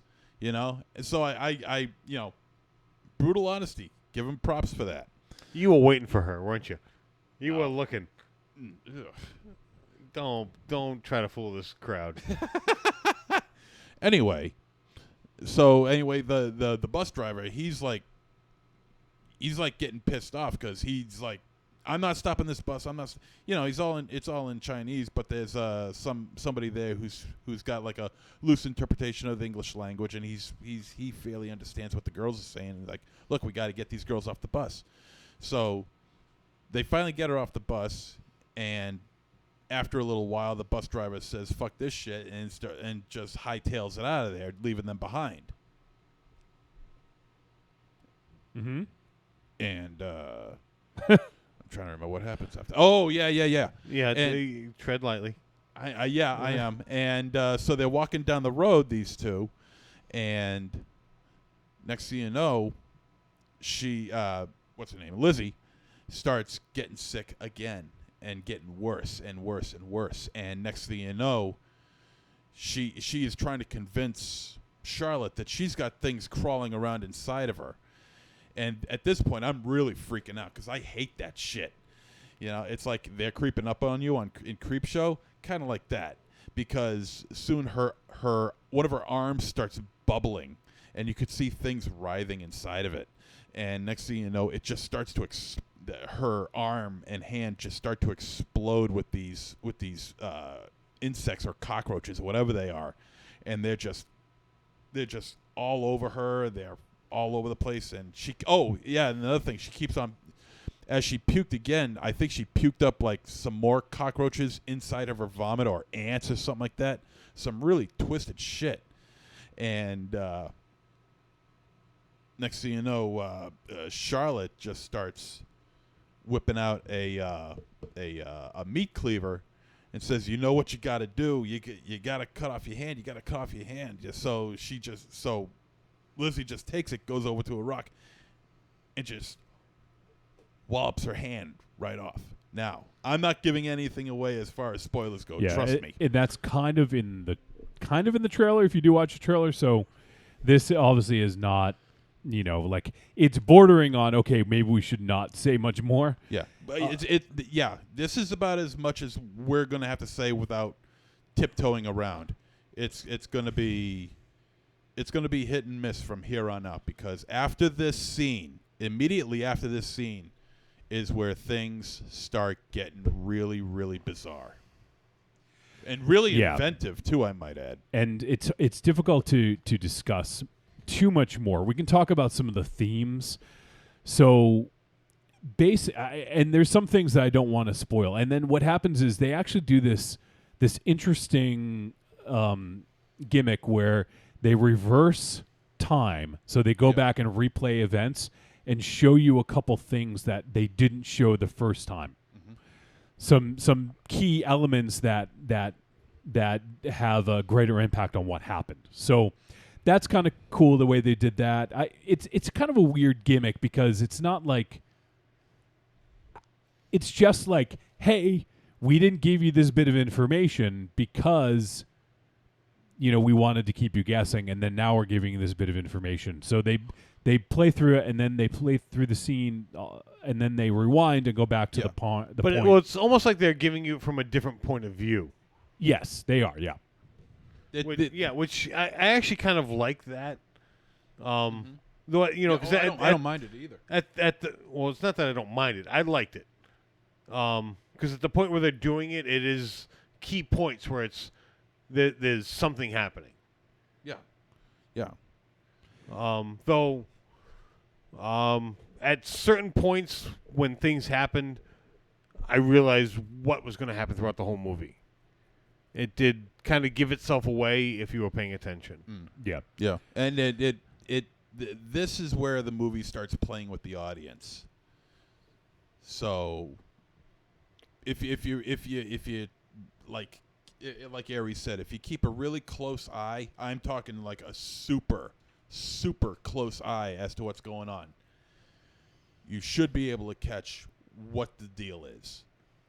And that's it for that one. Yeah, I don't want to give too much away. So we'll tread lightly from here on out, but there are some themes that I think we can talk about because at the school we get some things start getting really. They get dark. More than dark, dude. It gets nasty and vicious. Should we mention what the subgenre of this movie is at the end, or does that give too much away? The problem, I don't think was too much we can actually talk about this movie without giving away things. I mean, I feel MZ has already given away a lot of this movie. If I knew going into this movie what MZ talked about, none of it would have shocked me. Okay. So that's why I'm like, I almost don't want to talk about this movie because the more you talk about it, the more it gives it away. Yeah. But it's possible. I mean, we could do a spoiler section if it's impossible to go further. We can do a spoiler section, or we can talk about general themes. That's why I want to find out. So if you guys knew heading in what the subgenre of this film is, would that have changed the way you viewed it? Yes. MZ, would it have changed the way you viewed it? Yeah, probably. All right, so maybe we should either do the spoiler music or just sort of like go on to talk in more general terms, because part of me wants to talk about the main theme of this because I think it's an important thing to discuss, So maybe we should go to a spoiler. Do you guys want to do a spoiler section? I don't want to say anything more to, it's without giving spoilers away. Yeah, I don't want to say anything more. Well, we haven't done a spoiler with the spoiler music in a long, long time. It's been a long time. But I don't feel we can talk too much more about this without that. It.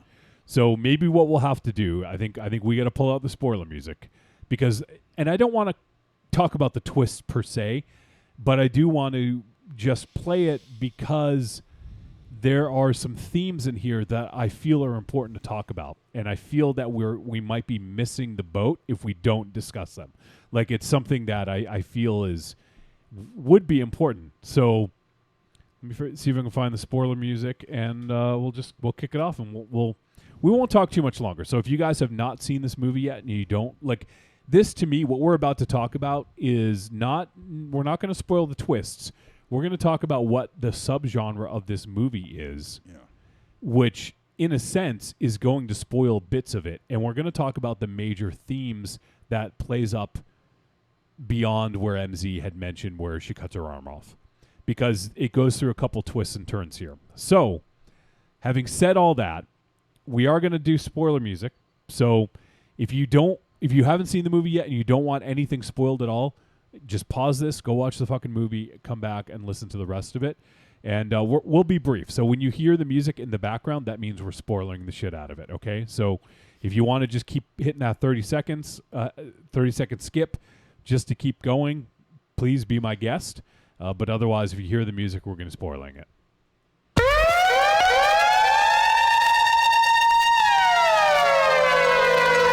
Warning. Spoiler alert. Warning. Spoiler alert. Warning. Spoiler alert. Warning. Spoiler alert. Warning. Spoiler alert. I forgot how long it was. How far away are people from the radios? Jesus Christ! All right, so that's the spoiler music in the background. All right, so the big thing I want to talk about here is this is essentially a rape revenge movie. Yes. You don't know that until the end of the movie, which I think was fucking cool. You had your suspicions, though. Yes. But the payoff. Yes. Typically in rape revenge movies, and MZ can speak to this because he's watched a lot of them, there's a long, maybe 20-minute scene that takes place at the beginning. I guess I'm thinking specifically about A Spit on Your Grave. But there's a long 20-minute rape scene, essentially. And then the rest of the movie is Camille Keaton's character getting revenge on these guys who perform the act. That's sort of the standard way of doing a rape revenge, right? Right. Like at the beginning, the thing happens, and then the revenge happens. But this was told in a different way. It was told in chapters. We get little bits as we go. And, yeah, so these girls were abused at this conservatory to the point where if they fuck up, they're, like, raped and abused and used, and that's where the perfection comes into place. Yeah, because until they get it right. They have to be perfect, and if they're not, they're going to be raped, I guess. I don't know how else to say it. There's no other way to put it. Yeah. And it's not even just rape. It's by at least 3 individuals. Is what it seems like. Yeah. Maybe more, like there's the wife, who knows, I don't know what she does, but yeah. And they're all very like creepy and like cultish about it, and obviously, and they prey upon these young girls. And this, to me, this was fucking Weinstein. This is right. So Harvey Weinstein, right. And it's ironic because it is Miramax that put this out. I thought the same damn thing. But the thing is, I looked it up, and apparently they had already started making this when the Weinstein thing happened. So this was already sort of in play. I don't know how much they went back and edited it, but this seemed like it was that fucking thing because he was untouchable, and he had this group of people around him that would like protect him. Mm-hmm. Right. And that's sort of what happened here. He had, he was protected, and nothing was going to happen to in this case Steven Weber's character the irony. of Anton. I know. When I saw the Miramax logo at the end again, I was like, "Holy shit!" That's fucking ironic. So this is, and one other thing I wanted to mention is apparently the director, who is Richard Shepard, he had sort of admitted he knew his limitations. He's like, "Hey, I'm a 50-year-old white dude. I don't know what this is like. I don't know what these women have gone through.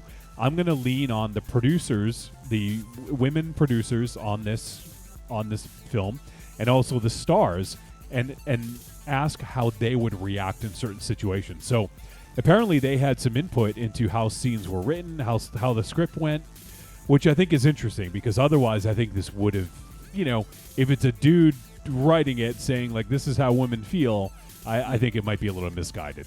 Right. So it was good that he did ask for some help on this. And yeah, I mean, it essentially is a rape revenge flick, and thankfully they don't actually show the rape.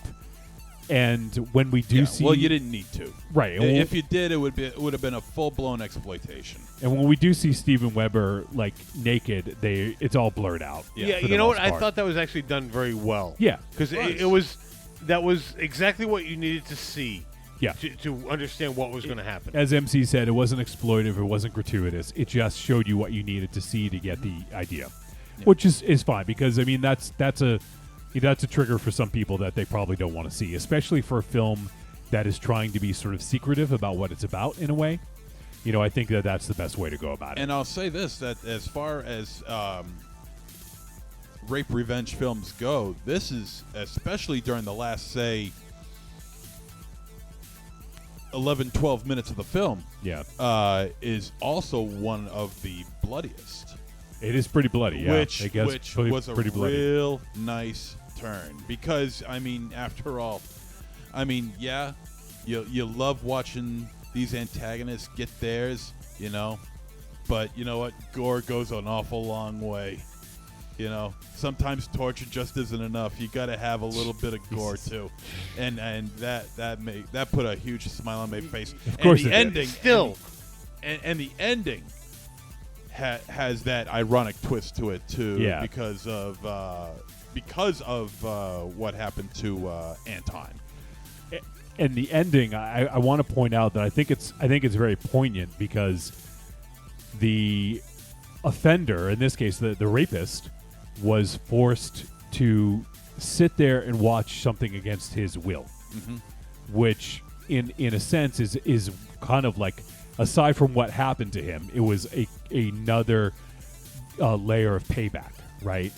Yes. Which I thought was very telling and very well done. And the performance at the end, I'll say, I won't say what it was, but I will say this, that it's very, and this is coming from left field, but if you know the movie, you know what I'm talking about. This has a very El Topo feel to it. Oh, okay, If you dig what I'm saying. So, I don't want to say what the scene is in El Topo because if I I do, it'll give it away. But so generally, that's the things that I wanted to mention. Do you guys have any other spoilerific stuff that you wanted to bring up? I loved spoilerific stuff.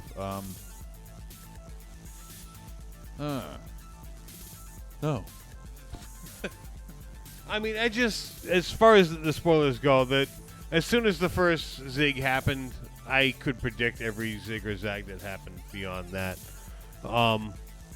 Which, cause I say this in the spoiler section because as soon as you start saying that, you could see that coming, people start looking for it. Yeah. And although it didn't really hurt, my enjoyment of the movie, but it was just a little too predictable. I mean, right down to the ending. I didn't see the Steven Weber aspect of it, but the final performance, I saw that coming. I didn't know how they were going to do it, but I did see that coming. I guess I could see seeing that because of certain things. The last thing I want to mention is I thought it was cool also that this was about, the message is women working together to bring down their accusers or whatever, Yeah. So it's a very topical movie. Really. Yeah, it is. Especially in today's climate of the Me Too movement and believing the victim rather than defending the accused. Yeah. It comes across as a rather important film. I think it's important for a lot of people to take a look at this. Yeah, I think so too, and I think that take away from it more than just being a rape revenge film. There's a lot more to it than that. And the interesting thing is, I don't know that many people will know that. Like, it's good and bad that you don't know what kind of film it is. But like, I kind of wish there was more of a conversation around that because I think it's an important thing to discuss. But because this movie kind of keeps it a little bit secretive, it's hard to broach that with somebody without spoiling it, you know? So that's why it's kind of this weird catch-22. I want people to talk about this, but if they do, they're going to spoil it. So I just feel that this is a movie to go in completely cold and watch it and then kind of deal with the ramifications of how you feel afterwards and suss that out. So, yeah, no, I think that it's interesting. It brings up a dilemma, but I do think that it's a well-made movie, and I think that there's some important things going on here too. So it's more than just a rape revenge film. There's important message in here. And Creepy Girl says the ending reminded me of American Mary. I guess I could see that. Yeah. No, I would agree. All right. Well, I think we can wrap up the spoiler music here since I think we're done with the conversation. And then I guess we can go to the verdict after that. Oh, the music. I thought the music stopped. Shit. We're not spoiling anymore. Okay, no more spoilers. All right, now we're back to normal. And now it's time for the verdict. Trick or treat, baby. I wonder if people would say you're a trick or a treat. Trick or treat, motherfucker. All right, it is verdict time. I'm going to let you know whether this flick was a trick or a treat, and any final thoughts we may have. MZ. One thing we didn't talk about, I thought was really, really cool, was the score and the soundtrack. Yeah, the score and the soundtrack, and this was really, really good. Playing, they playing the classical music and everything like that, and I think that just adds a lot to it. I really wasn't too sure about this film at first. I mean, the more we talked about it, the more I appreciate it, and more I'm liking it. And I mean, I'm going to give it a treat. There was one scene in particular that I thought I didn't think really needed to be in there. We can't talk about it anymore because I just remembered it, so we can't put it in the spoilers. But there's one scene in there that I really think really didn't need to be in there. I think that was just for the play of the audience instead of the characters involved in the movie. Mm-hmm. But that's, like I said, that's for spoilers, so I'll discuss it with you guys off the air. This is a surprise. It turns real dark, real ugly, real fast. But it does not get exploitive. And that's a very tough line to walk on. And everyone, I think, pulled it off really, really well. And the fact that you got a little child in this movie, too, that little Chinese girl, she couldn't be any more than maybe 10 or 11 years old, and she's mixed up in this movie. Really lends itself to give it a real creep factor. It has a message. It's more than just shady exploitation. It does have a message. I think it's an important movie to watch. I think it's very important that more people watch this movie. For the lesbian scene?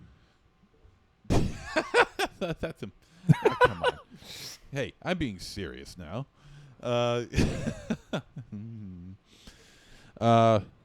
So yes, I will say that this is a treat. I think this is an important movie. I think a lot of people can learn something from it, even though it does bring in the gore, bring in the violence, bring in the funk. I say watch it. You could learn something from it and realize what kind of a situation that we're in this country with the Me Too movement, and of course it's a very important movement. We're out of spoilers right now, by the way. Huh?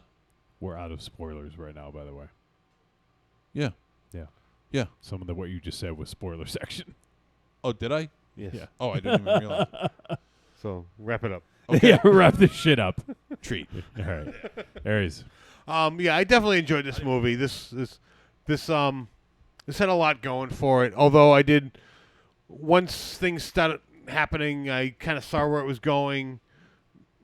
I don't know if it's the way I view movies, where I really try to pick them apart more so than the average person, or whether I'm right in the norm. I don't know, but if you can kind of shut your brain off while you're watching this type of thing, don't try to overanalyze it. Just sit and take in the movie. Don't try to figure out where it's going. It's going to a point, and it's a point everyone needs to go to. So sit back and enjoy this movie. As far as the score goes, I did enjoy the score, and the 180 switch when it happens, it was absolutely perfect.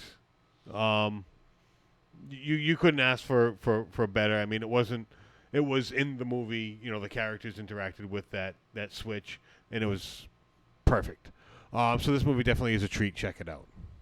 Yeah, and for me, it's definitely going to be a treat as well. This was a nice surprise. I didn't really know too much about it or know what to expect, and I like that. I like that coming in where I didn't really know much, and that's the best way to go in. Don't watch the trailer. I mean, the trailer doesn't give away too much, but I think you should just try to avoid it. So just avoid that. Avoid anything about this, and just go in cold and enjoy it. And then after you've seen it, then you can talk about it, because I think this is a film that is one of those sort of like, I don't know if I'd say water cooler discussions, because there might be some stuff that you don't want to talk about at work, but you know what I mean. Like, this is one of those things, one of those films you're going to want to talk about with your friends or with other people that love horror. So I would definitely check this out. And yeah, I think the performances were good.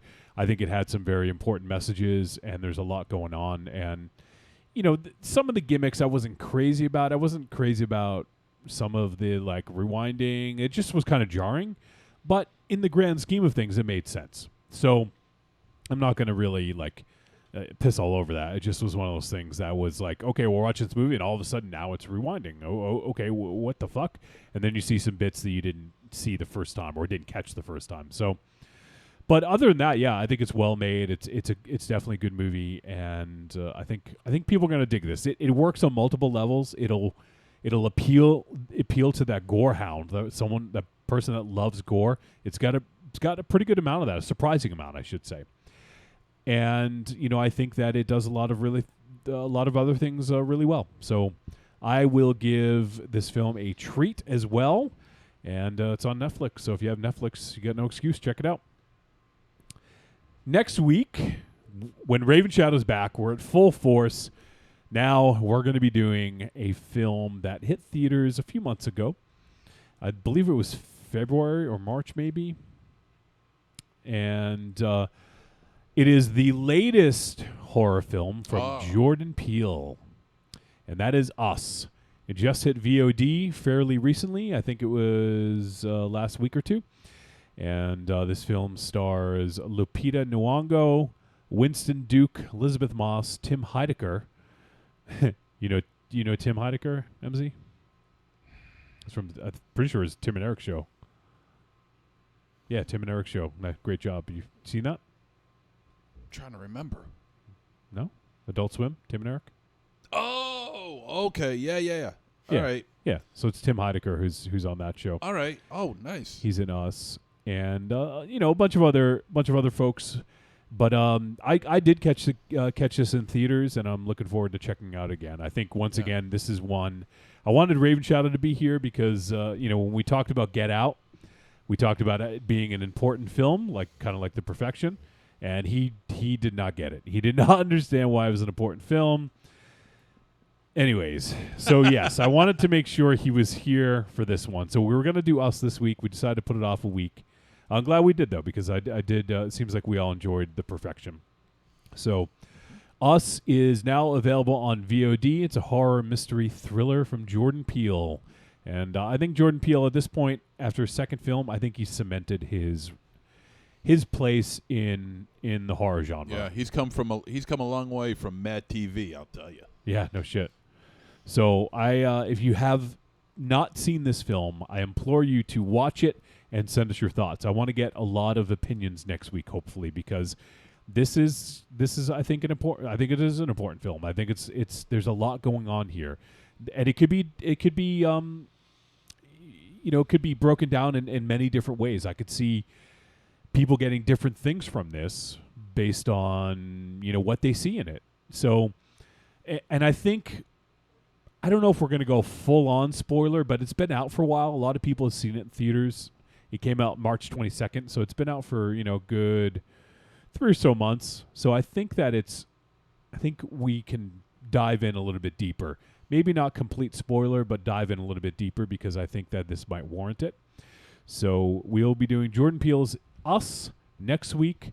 We'd love to hear from you guys, so send us your thoughts. If you liked it, you hated it, some of the things that you thought were important about the film or that stood out to you, whatever. I know I've seen both sides of the coin here. I've seen some people that absolutely loved it. I've seen some people thought it was one of the worst movies they've seen ever, and probably some stuff in between. So let us know and tell us why. If you liked it or hated it, I want to know why. Podcast@trickortreatradio.com. Send a voice message or an email. Would love to hear from you guys about this one. All right, so we are going to take a break. We're going to come back. We have some presents, apparently. Oh. There's a box from someone who sends us presents all the time. Oh, wow. So we're going to get to those and maybe some last final thoughts about Scaricon. I don't know if there's anything we forgot. And we'll get some voicemail, and then we're going to wrap things up. So, MZ, how long until we're back? We'll be back in 2 and 2. Greetings! We are the Retro Reductopus Cephala Podcast, a bi-weekly show that celebrates all the things that made growing up awesome. He's right.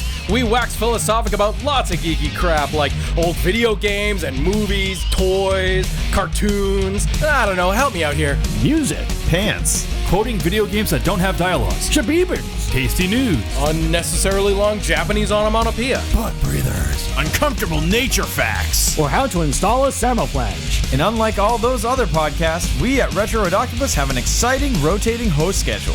Do we? We sure do. So, if you didn't like the guy flapping his gums this week, like me, worry not, gentle listener. Next week we'll have a whole new host. Of problems. Hey, they might still suck, but they'll suck differently. And you know what's really cool? Retro Reductopus is part of the Inebriard Podcast Network, with new episodes out every Tentacle Tuesday. Which is like every other Tuesday. We named it. Anyways, you can listen to us at iTunes, Google Play, Spotify, Stitcher, or straight from the tab, reductopus.buzzsprout.com. I'm Alex West. And I'm Andrea Subasati, and we're from the Faculty of Horror podcast. And you're listening to Trick or Treat Radio. Hello. This is the Sasquatch, a.k.a. Bigfoot, but you can just call me Frank. And when I'm not stomping around the woods throwing rocks at hunters, I like to listen to the Paranormal Punchers podcast. That's right, Paranormal Punchers. They talk about all things paranormal, and they're hilarious. Go find them on iTunes, Stitcher Radio, Google Play, and ParanormalPunchers.com. Did you say a bouquet of dildos?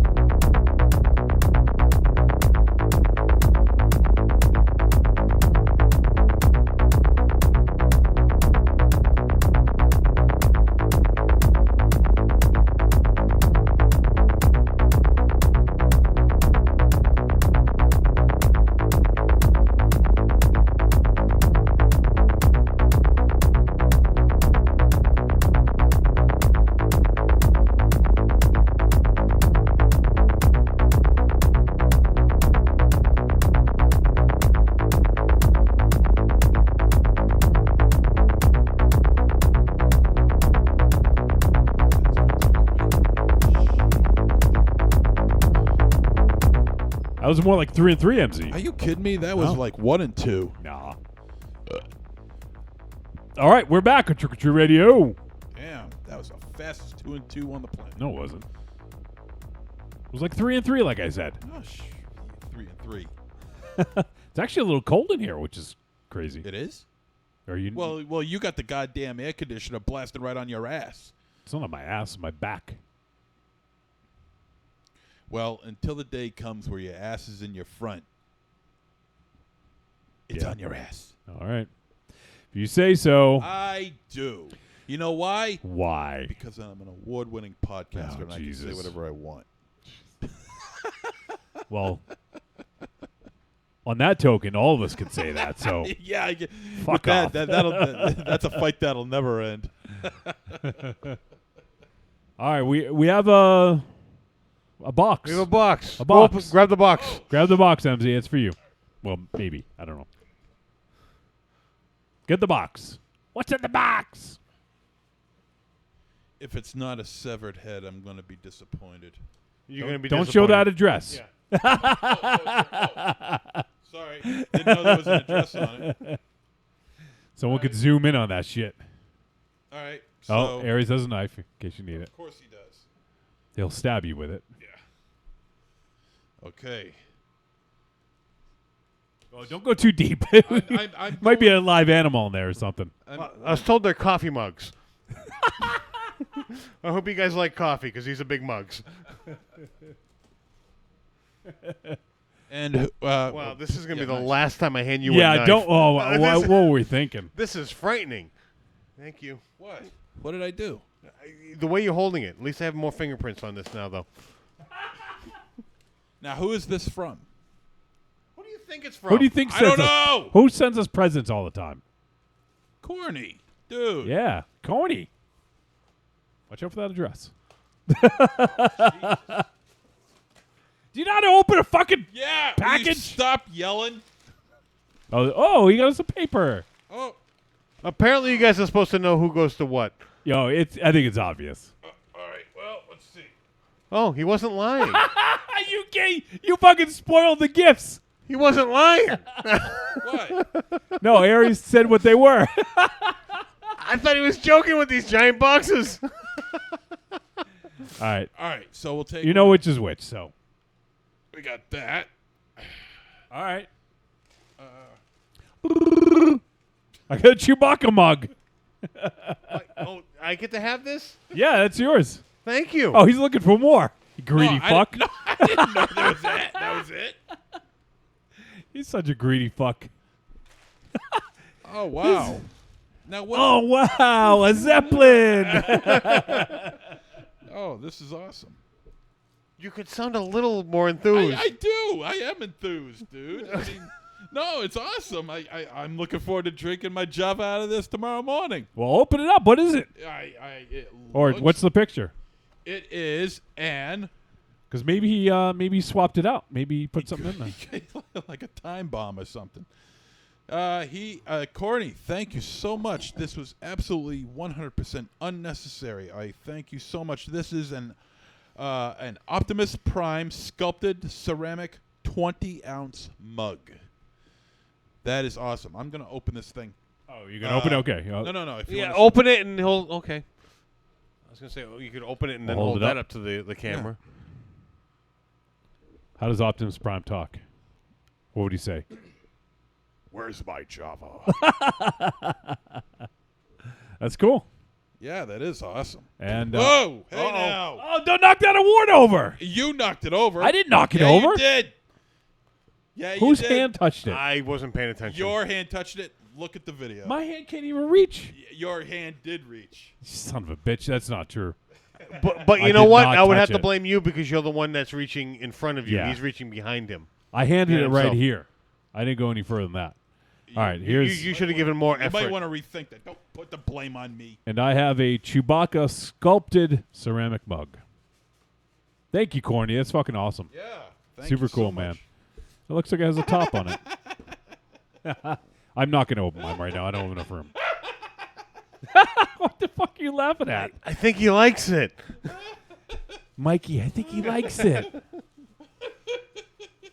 What is so funny? Are you going to black out again? Oh. Look at this damn thing. It's awesome. He's going to stab himself in the eyes with that. Watch out for the award.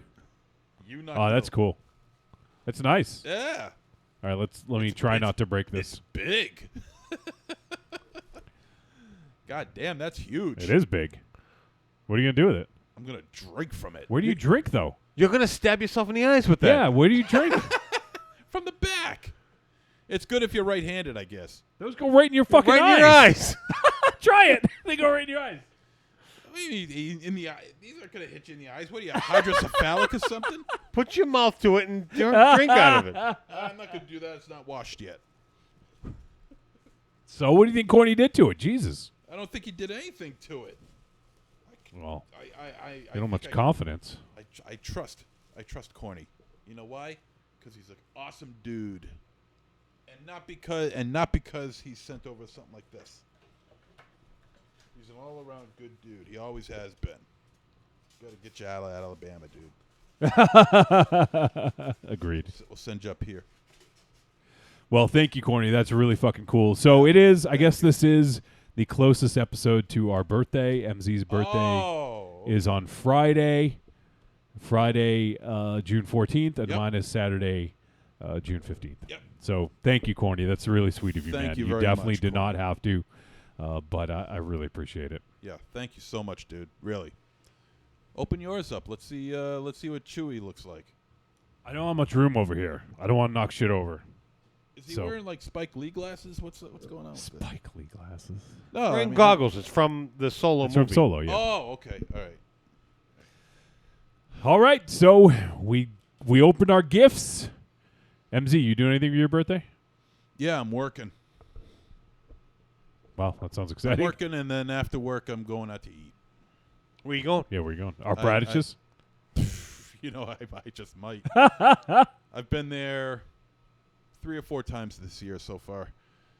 Every time, 3-foot-long chili dogs. 3 or 4 times? Did you just say that? 3 this season so far. Yeah, Yes. 3 or 4 times. Yeah, It's been open for 2 weeks. I was over there. When was the last time I was there? I was there. You're gonna be fucking yesterday. shitting I was there. footlongs. I was there yesterday. You're gonna be shitting footlongs. I've been shitting footlongs all my life. Oh. Yeah, you know, beached whale and everything. What is it called? It's Art Bradish's Art Bradish. Bradish snack bar, right? Or something like that? Yeah. As a matter of fact, I don't know if you saw it or not, but Arkham Josh was there. Oh yeah, I did today. see that. Yeah, because I rave about it so much, and as a matter of fact, Poor Josh. He ate bad today. Poor Josh, nothing. Poor Josh, nothing. Yeah, exactly. Poor Josh, nothing. Because here, let me pull up what he said here. Let me find it here first. I'll let you know. Where are you? Where are you? Where are you? Where are you? Boy. This is compelling radio. Oh my God. I'm trying to find it. Shut up. Well, all right. Here we go. I found it. I said, "Let me know what you think," and he says it was pretty good. We each had a hot dog and split a fry. A fry. Oh, they give you are the flies for free, or you got to pay extra? He said, and they split a fry. They would eat there again. He also said that let me see. That his friend Steph had the chili. Girlfriend. His girlfriend. That's what I meant to say. Had the chili footlong hot dog, and she said it was the best hot dog she ever had. And then she shit 10 minutes later. Well, Jesus Well, Christ. you know what? If you got to shit, you got to shit. I mean, you don't. It was want like that stuff- scene in the Perfection. I got to shit. I got to shit. That was pretty outrageous. I have to say. You know, I mean, so they seem to enjoy it. I rave about it constantly. You know. Yep. Yeah, you do. I mean, you don't raved fucking shut up about it. You loved it. You loved it when you ate there. No, I didn't actually. I told you I didn't like it. When I order onion strings or whatever the fuck they call their things, onion strings, it was a pool of grease. at There's the bottom. literally Yeah. a half an inch of fucking grease. It's disgusting. Yeah, I don't understand. I couldn't that eat 'cause them. I don't blame you if you got that, because I wouldn't eat them either. But I've never had that. It problem. completely turned me off from ever eating there again. And that was like when I was still eating before I was vegan. Like I was still eating meat or fried shit and whatever. Like, but that completely turned me off. I didn't want to go back after that. And that was probably like a good 10 years ago. I think I was living in Grafton at the time. So I sincerely doubt they serve vegan burgers there. Oh, I seriously doubt it too. And I seriously wouldn't want to have one, even if they had. I'll have to look at the menu. I'll have to see if they do have vegan burgers. No, they might sell Maybe like a a vegetarian veggie burger, burger, but yeah. it wouldn't be vegan because I doubt they have a separate grill for Right. it. Exactly. Yeah. So, yeah, no, you won't be finding me at Art Bradish's anytime soon. But MZ will be there 3 days a week. Oh, it's bad for you. I know it's bad for you. You know, it's terrible. Do you get the same thing every time? But goddamn, it's so good. Yeah. Because I feel that 2 foot longs is too little and 4 foot longs is too much. I think but you can get 3 something is- besides a foot long. They have burgers, right? Yeah, it's a burger joint. Get maybe, a burger. Maybe chicken fingers or some shit, chicken sandwich. I don't know. They're better known for their hot dogs. You know, it's like Coney Island. They're known for their hot dogs. All right. You could get a burger there, but who the hell wants to? They're known for their hot dogs. And Josh was there. Arkham Josh and his girlfriend were there. So, yeah. You know, hey, what do you want from me? They agree with me. Look at my mug. Evil Corny says, "Happy birthday, guys." Thanks, dude. Thanks, buddy. Thank you very much. Super sweet of you, man. Yeah. All right, so we do have a couple voicemail. Let's kick things off with... Oh, Aries is going to put his headphones on. He doesn't like those. I like to hear what the people have to say. And this is from JB. Yeah. Hey there, guys. It's JB, and I just wanted to call and congratulate you guys on winning your award at the Scarecon. I honestly think that you guys should all give a special thank you to Michael Ravenshadow, because without him, it would not have been possible.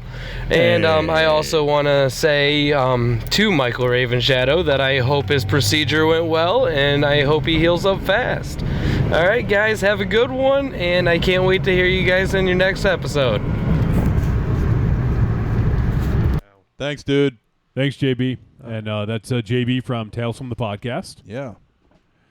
And I saw that he just interviewed John Kassir on his show. Really? I haven't had a chance to listen to it because we were busy at Scarecon. But yeah, he interviewed John Kassir, the original, well, not the original, but the Crypt Keeper. Not to make a long story out of this, but I was looking at I was on YouTube earlier today, and I was watching old forgotten 80s. What was it? Old forgotten 80s sitcom intros. Okay, sure. Failed 1980s sitcoms that lasted maybe 3 episodes and then got tanked. And I saw one that had John Kassir in it, and he was in a comedy called FM, and I guess it's about it's a like a WKRP in Cincinnati sort of thing. It takes place at a radio station. Now I don't know what John Kassir played in it, but because they were just the intros in this video. But I'm thinking I'm going to try and hunt that down. Yeah, but it's interesting. You should watch. You'd be surprised the stars in some of these these veritable nobodies that nobody's ever heard of before, and then all of a sudden they become big stars. Like David Graff was in one. He's Tackleberry in the Police Academy films. Yeah. So and also well, not that he became a big star after that, but well, he's best known for it anyway. And Jesus Christ, what the hell's his name? Jesus. Jesus.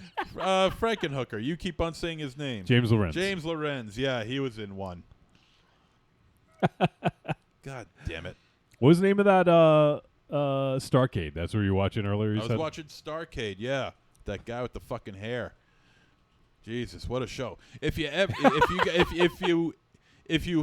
that Tubi app, because all the episodes are on there, there's a show called Starcade, and I don't know if anybody ever remembers this. I remember it. It was the first video arcade game show. I remember watching someone play Dragon's Lair on it.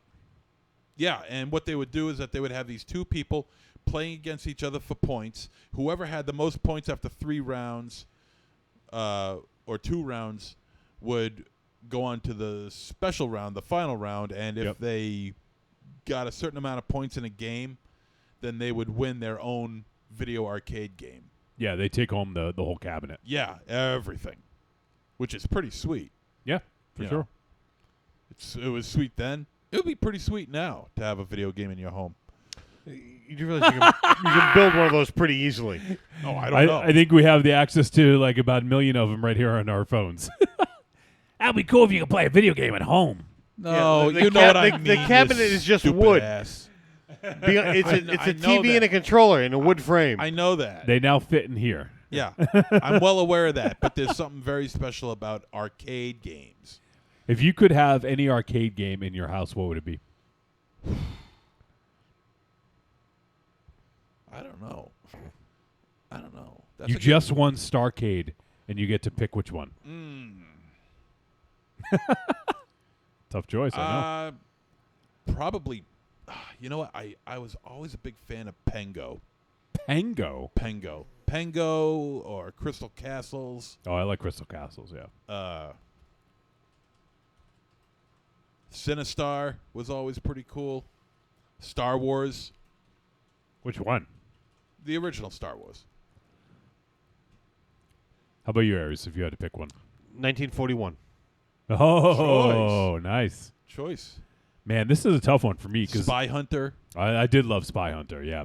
Oh, Spy Hunter would be good if you had the whole, like, the actual sit-down unit. Yeah. Oh, yeah. This is a tough one for me because the ones I played, so I'm not going to pick one just yet, but the ones I played the fuck out of NBA Jam. I played the fuck out of the Ninja Turtles. Where you could play four. The four-person games, and X-Men, and the X-Men one. Mortal Kombat. Yep. What were there was like one other one I played the fuck out of. I can't remember what it was now. Was it No, not Tekken. I did play a lot of Tekken later. Virtual Fighter? No, I don't think it was a fighting game. I'm trying to remember now. I don't recall. But there was a WWE game I used to like a lot too. Was it SummerSlam? Superstars? Maybe or Superstars. WrestleMania? Yeah. Oh, maybe Superstars. But yeah, as for which one I take, oh man, I gotta say I do love I love Burger Time. Oh, that's a fun movie. That's a fun game. Especially given the fact that now I'm a vegan and I'd be making burgers, but you know, hey, I can pretend, right? See, Burger Time will be for me always be a home game. Like I play that more on Atari than in the arcade. Ooh, I might change. Zaxxon. I know that was a home game too, but I did love playing Zaxxon in the arcade. Zaxxon, Super Zaxxon. Yeah. That's a tough one. Gyrus. Yeah, I mean, it is tough. I mean, because I like 1941 because it seems to be a continuous game. I never made it to the end, so it's just one of those that you could just always keep on playing. But there were, hundreds of games arcade games that you would want them in your home to play. Yeah. There was one game that came out now, I remember it. It was like one of the first games to use like real photography.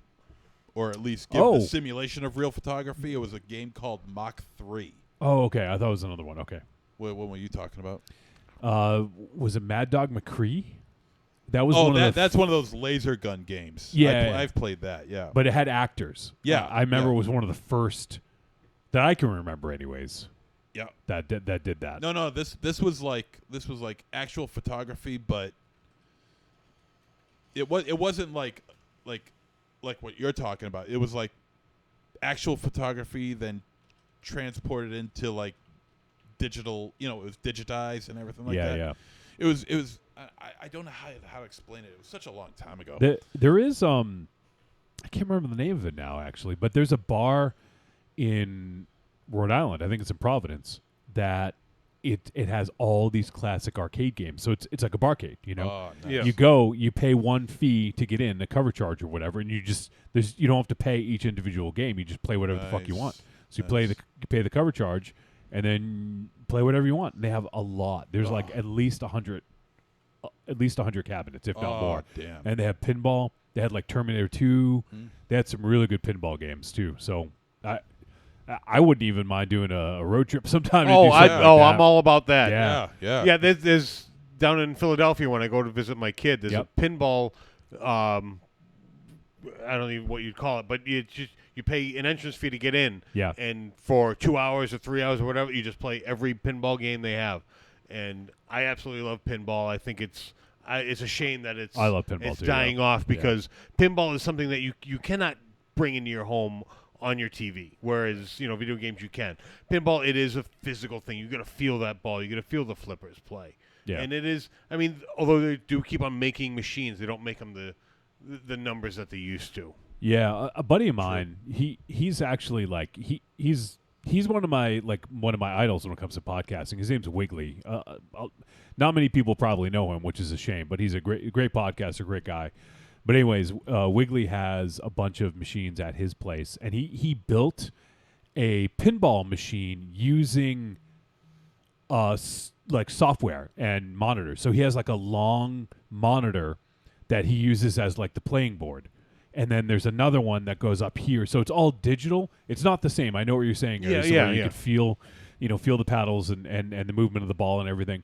But he made basically a pinball machine out of monitors and a computer. And it's actually pretty cool. Wow. Like, it's not the same, but the great thing about it is you could load up any number of, like, of games that you want. You could play, like, hundreds of pinball games on it, Yeah, no, and I would probably love to play that. Yeah. And there is, it's just, that purity of the original pinball. Oh, yeah. And it is, you go into someplace that has all these pinball machines, and you'll step up to the modern pinball machine with all the ramps and the lights and the flashes, and it's great to play it. But then you can go back and play something from the 1960s, and the ball moves so slow and everything, and it's physical, mechanics of the bumper that moves and everything else, and it feels so ancient, but it is so beautiful to play it just because that is what it is. But that only holds so much before you want to, move on to something from the 70s and the 80s and the 90s and so on. Every machine has their little niche that that a true pinball fan loves. Yeah, and they use scoring tiles rather than a digitized display. Oh, right, yeah, Which is always it rolls rather than a digital display. Oh, there's also Fun Spot in New Hampshire. I've never been there. Oh, I went there. That is good. That's like the top place. Right. But that is not that is last couple of years anyway. It was quarters or tokens. It wasn't a one-time fee. There is also, it's not nearly as big as the one in Providence, but there's one in Salem as well. I can't remember. I think it actually may be called Barcade. I don't recall, but it's in I think it's in an old prison, if I recall correctly, and they turned it into a barcade. They don't have a ton of machines, which is unfortunate. I'm guessing maybe 30-ish, but there's still a pretty good amount, and I think they have monitors so people can bring their own game systems, or they might have them all set up. So they have like tournaments and stuff where people bring their own game systems and play and stuff. So that place is pretty cool as well, but it's a lot smaller. Yeah, I know there's one up in Northampton too. Okay. They actually do like a Saturday morning breakfast thing. Yeah. Where like you come in, they'll give you cereal. and you sit down, you can watch old Saturday morning cartoons. Oh, that's awesome. Yeah. And you play the old school video games. That's great. Oh, damn it. Do they have a lot of machines there, do you know? I don't think they have too many, but they have enough that would be interesting to go. Gotcha. Probably somewhere around 20 to 30. Okay, yeah. So it sounds like the one in Salem. Yeah, I was trying to remember my favorite pinball machine. I don't know if it's my favorite, but the one I played a lot was Medieval Madness. You guys played that one? Oh, I love that one. I've played so many pinballs, I couldn't tell you which ones. This is from I'm looking at a top 50 pinball list, and Medieval Madness is listed number 1. Attack from Mars, Twilight Zone, Metallica, Tron Legacy. Yep. Oh, shit. I love the Tron game. The Tron the arcade original? The machine. throwing of the discs. Yeah. When you stood in the console. Yeah. Also, I don't know if you guys remember this. Do you remember the Journey video game? Escape? Yes. Or something I think it was called? Yeah, they use like actual like digitized photos of the members of the band.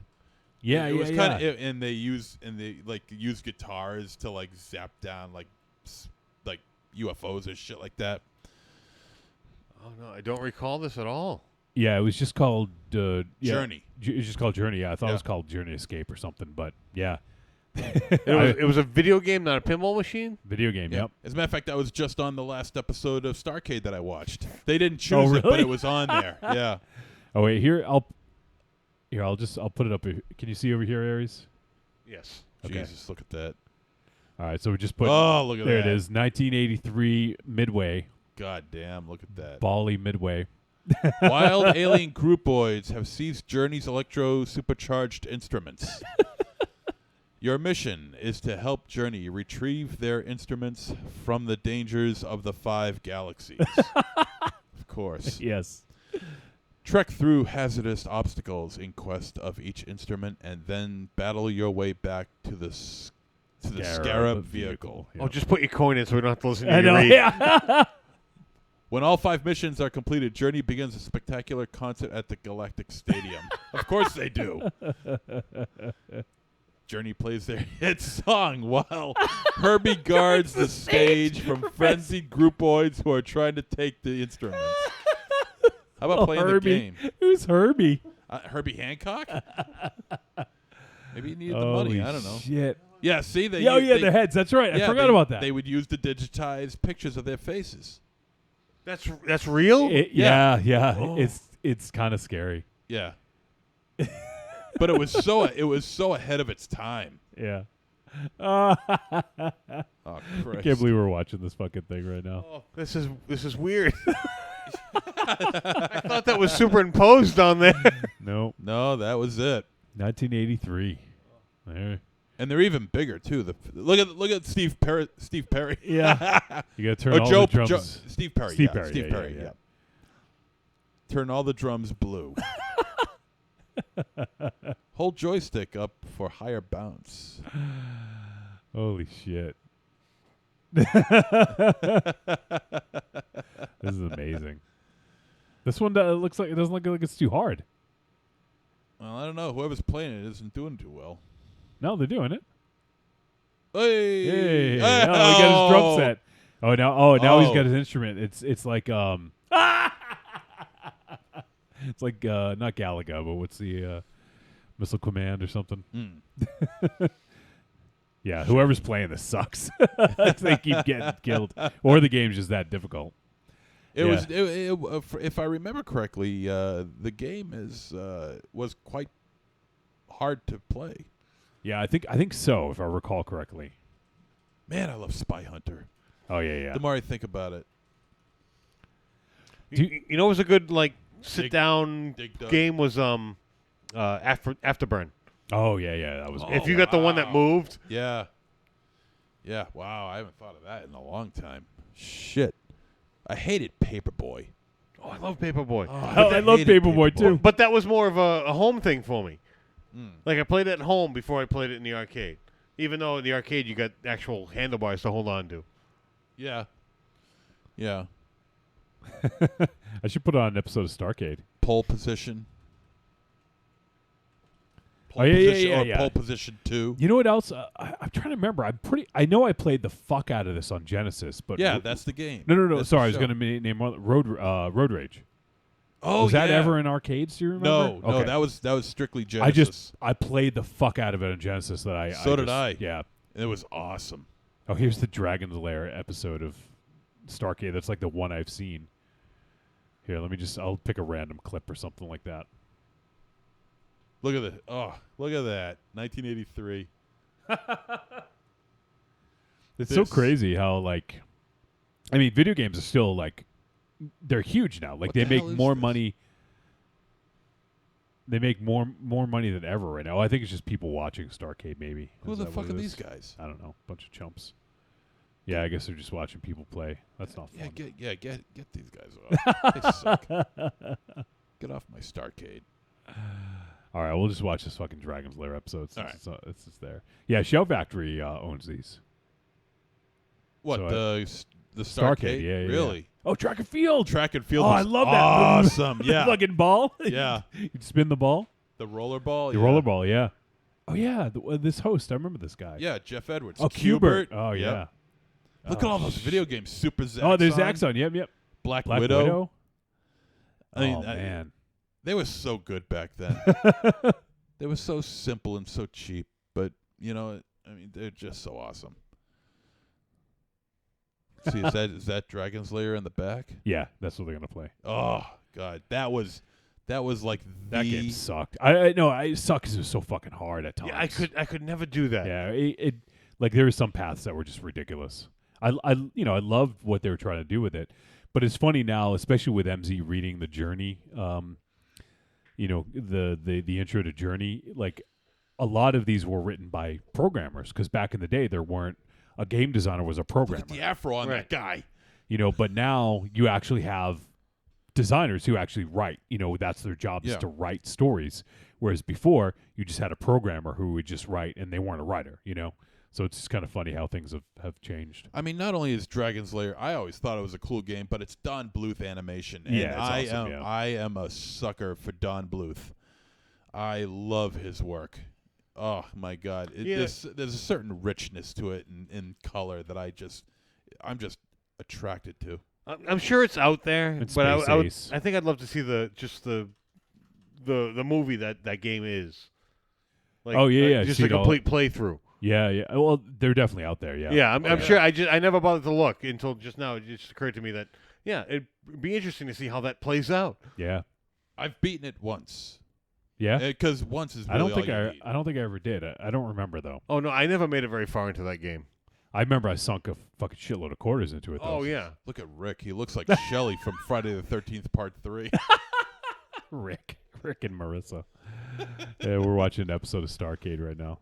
Yeah, and then you got Jeff Edwards, who would ask a multiple choice question of either A or B on video games.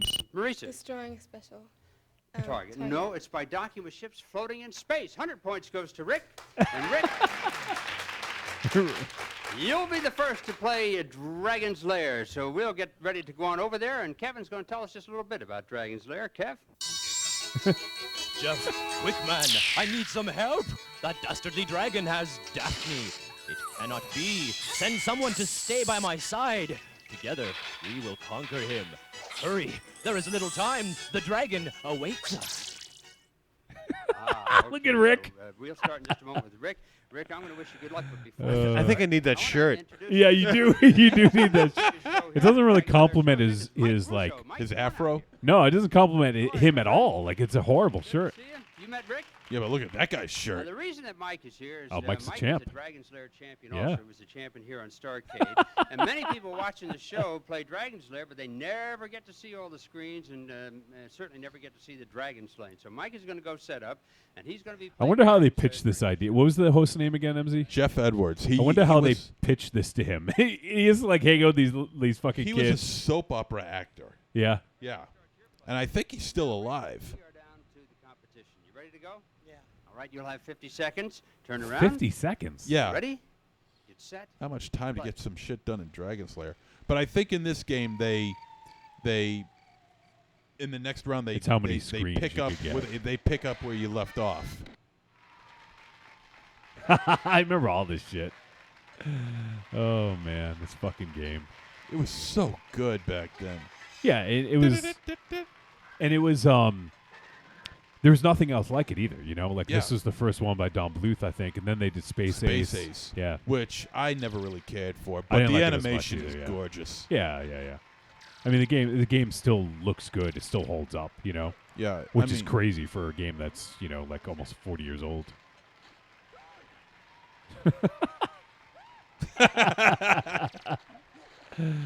Oh shit! All right, this probably isn't very much fun to listen to. No, but it's- Rick's doing good. Yeah, but it is fun to watch. Well, I want to hear him die. Oh, he did die. 564. Okay. Nah, those screens are easy. Yeah, he got the easy ones. It isn't until you get to like the jumping squares and Yeah. and the Lizard King that things start picking up a little bit. So maybe you do well there. I hope so. Look at her. That look is quintessential early 80s. How do you explain that hairdo? Oof. Feathered, like short woman's haircut. Yeah. I love how like the screen jumps because like the way they recorded it. Wasn't completely there yet. They probably had a camera pointed at the screen, right? Yeah. Oh, I wouldn't be surprised.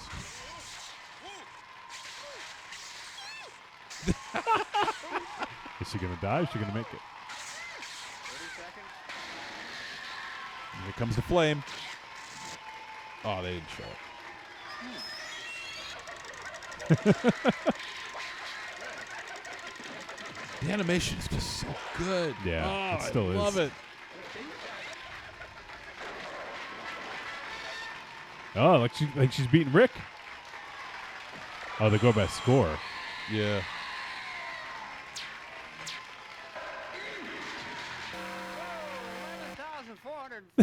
Points. You didn't get killed. You got some good screens. Okay. All right. Enough about that.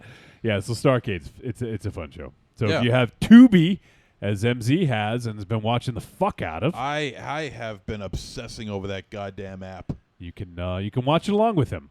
The horror selection they have there, without question, just one of the best I've ever seen. Really? It's really Wow. good.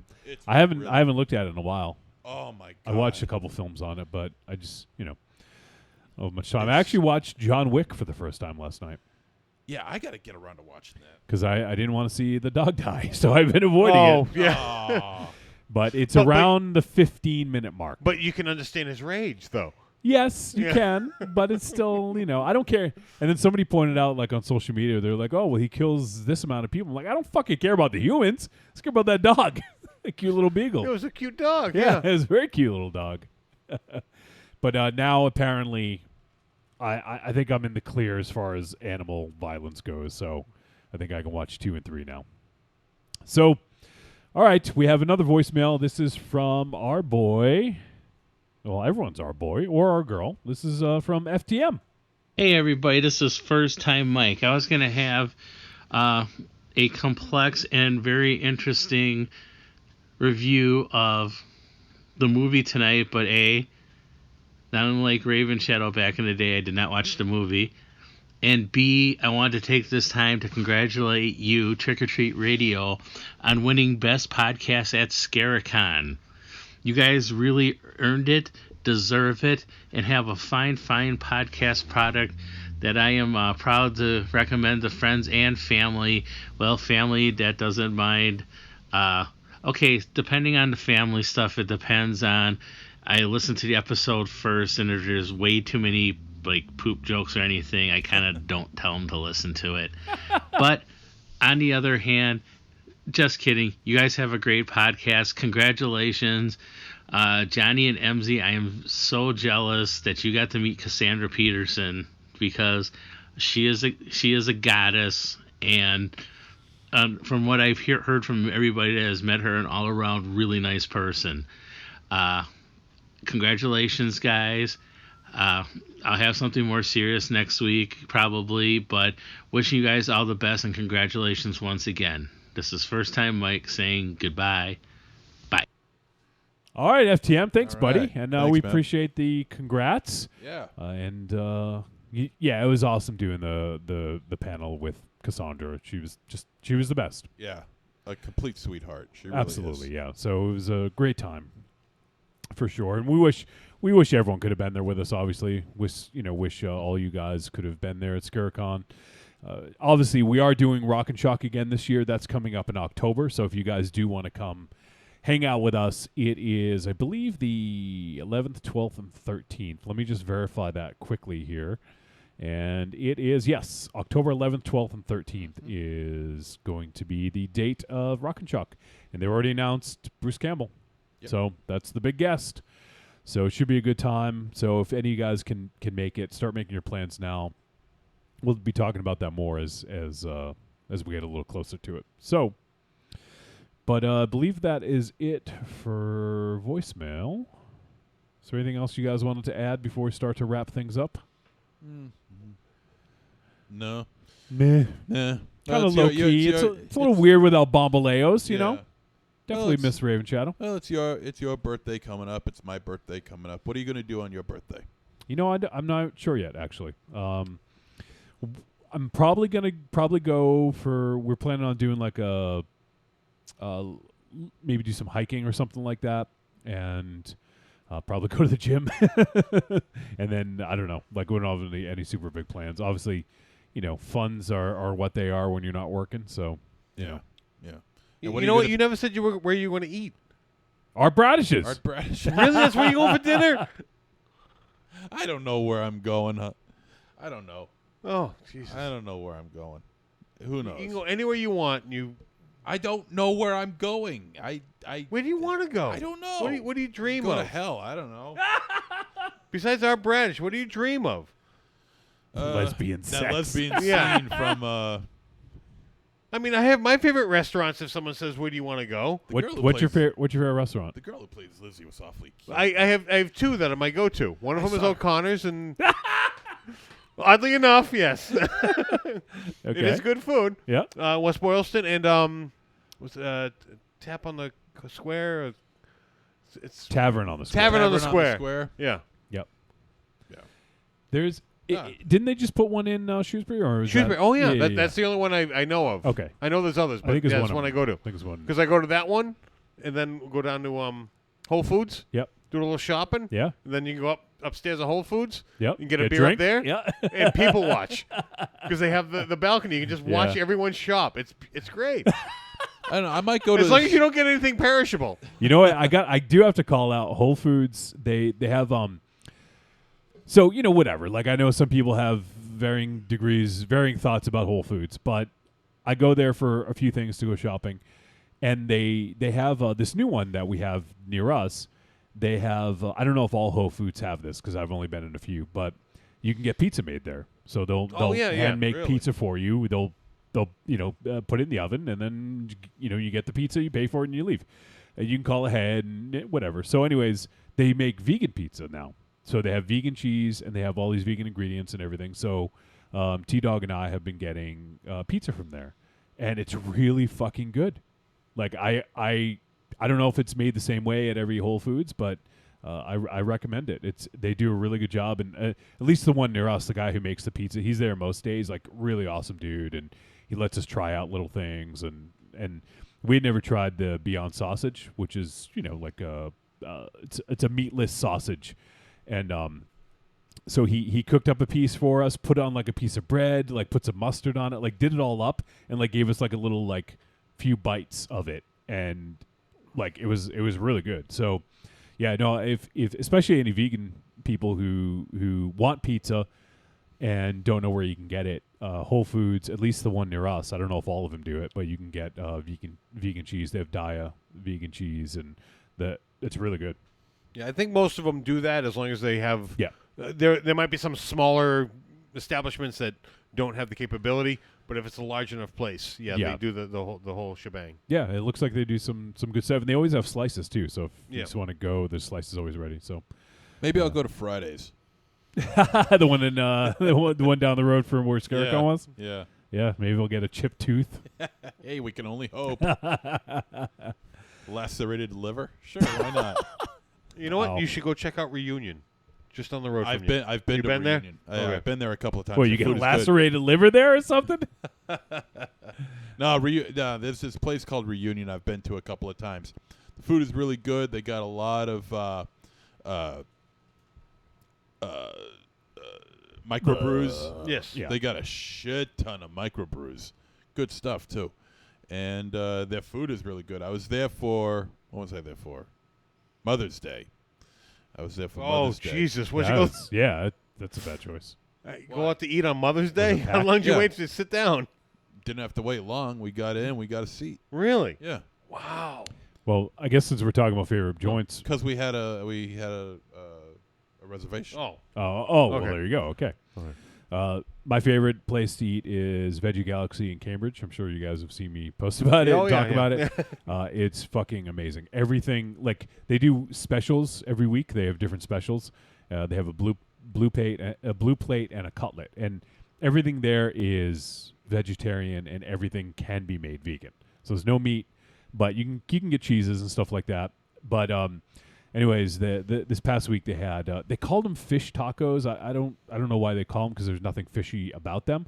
But it was basically like beer battered tofu tacos with like a slaw, with like a avocado sort of like what do they call it, like a sauce. It was really fucking good. And T-Dog got the it was basically a waffle for like sandwich bread, and in it was like a chicken cutlet with like tempeh bacon and a maple glaze to like pour on it, and it was fucking delicious. So good thing about her having one free meal a week, I get her leftovers. Oh, she can't even have her leftovers? No. Oh, no. One free meal. So, so that by far, if anyone is ever in the Boston area, and even if you're vegan or not, like it's an amazing restaurant, Veggie Galaxy. So since we're talking about favorite restaurants. So we talked about our favorite arcade games and our favorite restaurants. I think we got some good content out of those 2 voicemails. Mhm. So, all right. Well, I think we're gonna wrap it up. It's about midnight here on the East Coast, and no Raven Shadow. It was a little weird, just the 3 of us. But we got to relive some stories from Scaricon. Had some fun. We got an award. Got this award right here that I'm showing on video. If you're It's a major award. We won it. Actually, if you were to describe this to the people on the podcast, how would you describe it, MZ? Well, let's see. It's clear acrylic. Yep. With a picture of or a drawing, an artist rendering of a skull with an eyeball cocked over to one side. One eyeball with its cocked over to the side, with a big pink tongue, with spit coming off the tongue, wearing headphones and speaking into one of those old time microphones. Yep, that's pretty accurate. It's cool. It is cool looking. It's got like a Gore Street Gurch, maybe with a little Bernie Wrightson added. Yeah, I could kind of see that. Yeah, and it's got the plate down here. It says Scaricon Horror and Pop Culture Fan Convention, best long form Trick or Treat Radio. We got the best long form. What do you think of that, guys? I'm not surprised. No, I'm awfully proud of that. Yeah. So we'll have to do like the Stanley Cup and give it. You get to take it for one day, or we'll do a week. Don't give it to Jackie the Joke Man Martling. He'll shit on it. And then what we'll do is we'll film with it. When you have it for the week, we'll film something. So we can show people what we do with it. So, all right. Well, that is going to do it for this episode. Why don't we say goodbye, MZ? Arrivederci, douchebags. Aries. Goodbye. No Raven Shadow, so he can't do his... what does he say? I thought about making fun of it, but I can't remember what he says. So. Live fast.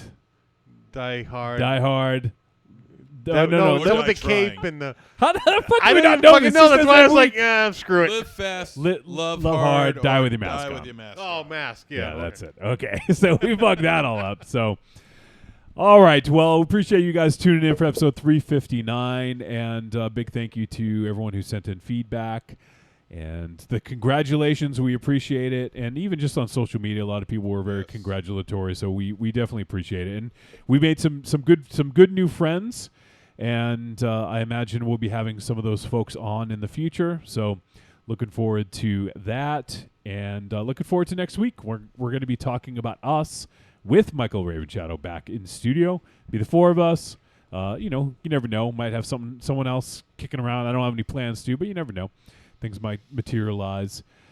And if you guys want to shoot some voice messages or emails, podcast@trickortreatradio.com. So big thanks to Scaricon for the award and for the awesome time this past weekend. And we will see you guys next week.